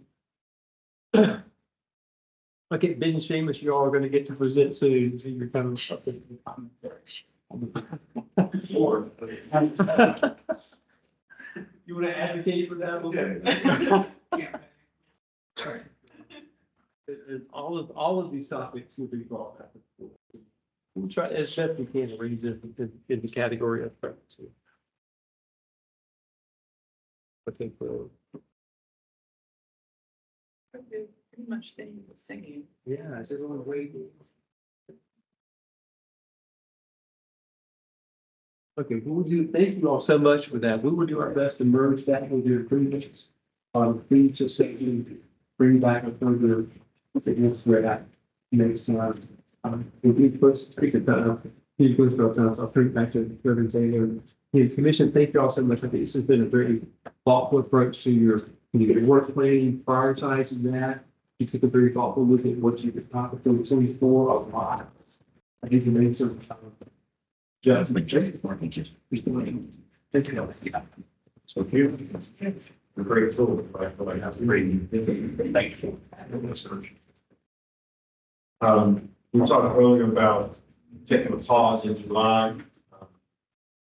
And reconvening in August. Conversation was sort of done last year, I think. Couple of, not just last year, prior to that. Any comments, thoughts around that? People agree? Okay, all right. We have a motion that we pause for July and reconvene the first Thursday in August. What's the date? August 1st. Yes, August 1st. Yeah, okay, I'll make that. Okay. Sister, okay. All in favor? No opposition. Very good. Okay, I know none of the hands. Well, I just wanted to bring this up because it's very related to all of the today. And it's one of the primary reasons that I became interested in stormwater management overall and what was going on with the city, but I'm not the only one, obviously, because there are over 2,000 of these devices that are overseen by the city and the inspectors that they contract with. And I'm talking about stormwater retention ponds and stormwater management devices. And I don't know if you all are are aware, but there was legislation passed last year that would relax even further the requirements on developers or their responsibility associated with these plants once they're constructed as built, and how they're implemented and whether they fail later on after they're approved, which I will use that term very loosely. And if you peel back the layers and you find out there's not a real strict process around that. Some of the engineers just don't, I don't think, take it as seriously as they should. And what happens is it's passed on to the homeowners, the residents of Raleigh as an expense, and they just kind of wash their hands of it, and there's no accountability. And so, like I said, I just think that I didn't hear that as I, attended a couple of meetings and I've read a lot. I just don't hear anything about this being discussed, but it's a huge part of the equation. And you talk about rain gardens and things like that, but again, there are over 2,000 new devices. And I just think we could get more involved just to bring awareness to the fact that there are these devices. They're not typically found inside the Beltline, for example, where you have folks who, I don't know that for sure. And so that could be part of the KPIs that we investigate. But it just seems to me that as Raleigh sort of sprawled and developed, that's where you're seeing a lot of these in the different watershed areas versus in the communities that were originally developed in Raleigh. So my proposal is that we do put that into part of our community. It's not saying that we'll have all the solutions, but I think it is something to consider along with all the other things, and it's high impact for the residents of Raleigh. I can assure you, especially smaller communities, and maybe ones that are older and have failing devices, and they may not have the money in their reserves to deal with things.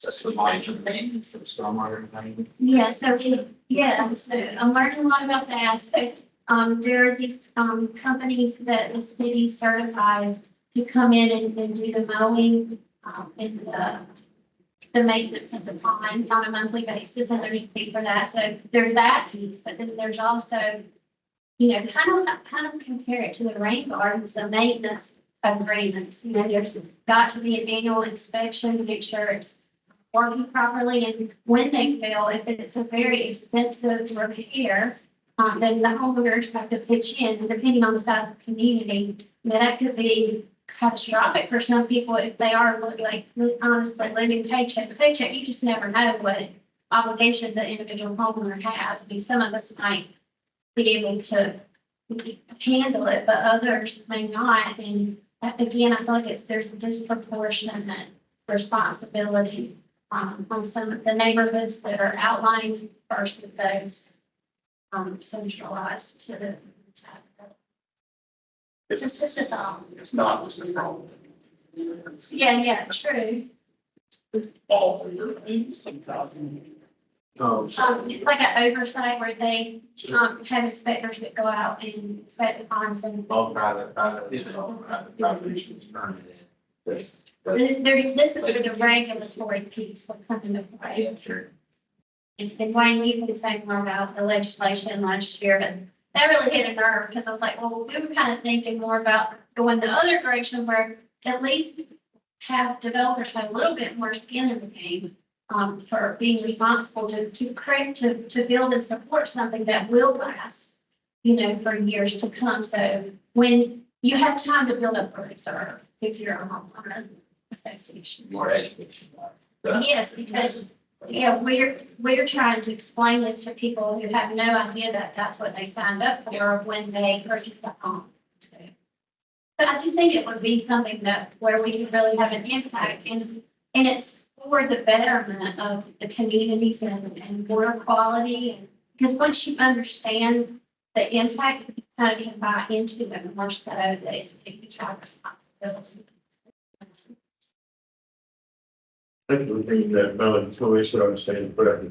Are you requesting that stormwater staff can report maybe pre-legislation, post-legislation. To bring that back to this group for information and then to see how that might fit into an official work plan, or at least have some discussion on this topic to make sure I'm captured. Yes, so awareness is important. And is there anything that the commission can do to maybe suggest ways to support homeowners in particular who aren't as educated? One of the things that I saw on the website were how with technology, some features may be available that would be more affordable and so forth, other than these web homes necessarily. You know, like sustainability and responsibility are part of that, where it's kind of a conversation between, say, your residents, your homeowners, and the city to kind of come together to understand, well, we have to be responsible, but at the same time, how can we work together collaboratively and maybe make suggestions so that both the community, the smaller communities, the larger community, and the city can also play a role to make it a successful project. I'm sure you know, anything that's regulated, you got it on the map, so we have right on the map system, so we know we do 1 or 2 or whatever it is, we kind of start to figure out what we're doing. Maybe it sounds like there's a toolkit or a liaison conversation or some type of, I mean, it's private property, but I do understand the situation. And I don't think it's, we don't know the answer yet, but we suggest that I think it's more important. Yeah, I don't want to be burdened with all the staff to do our following the legislation. But there's always something going on. We can, and I think that would be helpful if you were thinking have some sort of that. I think that say. That's a lot of different things, and depending on the right disposition, it's like another state registered to do, and so understanding where things are, you know, and what legal powers we have, you know, and it's how we that is always true. Yeah, I just, considering we're talking about these topics as part of the planning session, I just think it fits somewhere in there. And I don't think we should ignore it because it is a huge issue to the residents. So if there was a way we could work with the Raleigh water planning, something along those lines, just to know that, just to let them know that we are interested and we may have a voice there. And it could influence something that they might not be thinking about.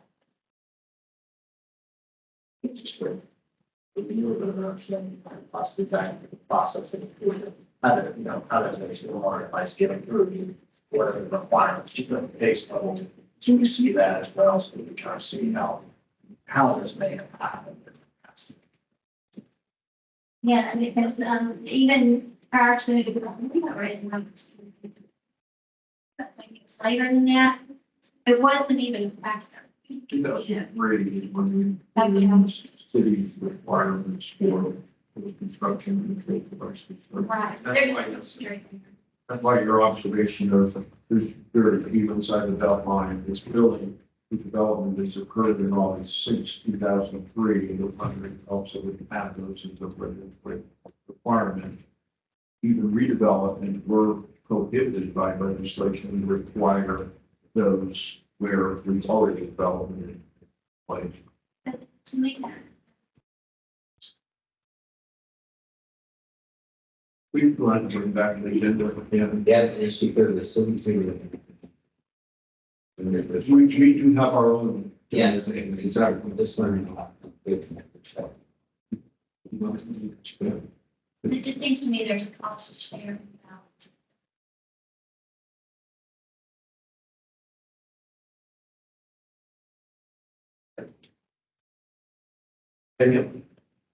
It's a property for education. So. Just I think there's a big drop off here. Developers usually don't know. Member of the HOA, very much not learning. develop. So, you know, you get another legal, and then at some point, there's a that handoff from the developer to the HOA. All the values, there's folks that don't understand that that's a part of their infrastructure, just like you're gonna pay for road and plan for budget for replacement of something like that. That education would be very relevant for some of that language for that handoff. And just real fast, there's lots of legislative changes. One of the big ones was, up until recently, anytime one of these stormwater control measures was constructed, we required that 24% of the construction costs be put into a fund that was managed by the city as an insurance policy. If there was a major failure of that device, that funding would be available to help pay for repairs or replacement. Last legislative session, that was specifically prohibited, that we are no longer able to, we have stopped collecting that. In exchange, we are allowed to require the owners of those stormwater control measures to have 10% of the construction cost in their own escrow fund available to them, but they don't have to do that until after 5 years of acceptance of the stormwater control measures. To your point, the developer is usually out of the picture at that point, so the legislation puts much more of the responsibility financially and management-wise on the homeowners association or property owners that are owning and maintaining that for the longer period of time. And even so, it's only 10% of the cost, which from our recommendations would not be sufficient amount really to handle anything but minor repairs. So if there is a hurricane or a failure or something else, it does fall on a financial burden on the property owners managed by the HOA, the property management and so forth. So that's a really high level simplified version of the changes, but Regulatory requirement for maintaining. it is, yes. And we are the enforcing agency for that because It's state. it's a state, it's through our NPS MS4 permit, that's a requirement. So we have, by our MS4 permit, we have to have city code that requires that. And then we are the regulatory authority for that. So we do require every owner of one of these stormwater control measures has to submit an annual report with a certification from a PE or a surveyor, someone who's qualified to inspect that device and say it's properly operated. It's been properly maintained and been operated properly. So we check that box every year. And if they don't submit that, we go after them, and occasionally we do have to issue notices of violation. So there is a penalty against that, for not meeting that inspection requirement. But ultimately, it's the responsibility of the property owner HOA to do that work. One the town is being recalled. One thing that the town has initiated there is that doing it makes the development on for the first 2 years. Higher cost for the cost of my infrastructure. And that, because usually we will have a failure. And then after that, they get the money on, but that's what it costs for the developer. Yeah, those are the types of things that we're looking at how we can, what we can put in practice, try to provide more assurance that the devices are working properly before they're accepted. But there's some restrictions in current legislation that's being proposed that even restricts what can be done in that field.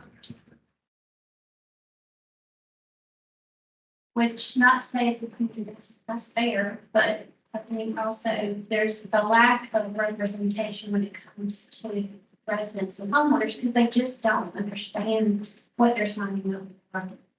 Sometimes. Say exposure, just at the beginning, just say. Says, we signed that on the house, basically, for the media that I. Absolutely. Yeah, it's called fair practice, it's fair practice. Yeah, we do it. Sorry. Yeah. Motion to adjourn. Everyone second. All in favor? Thank you so much.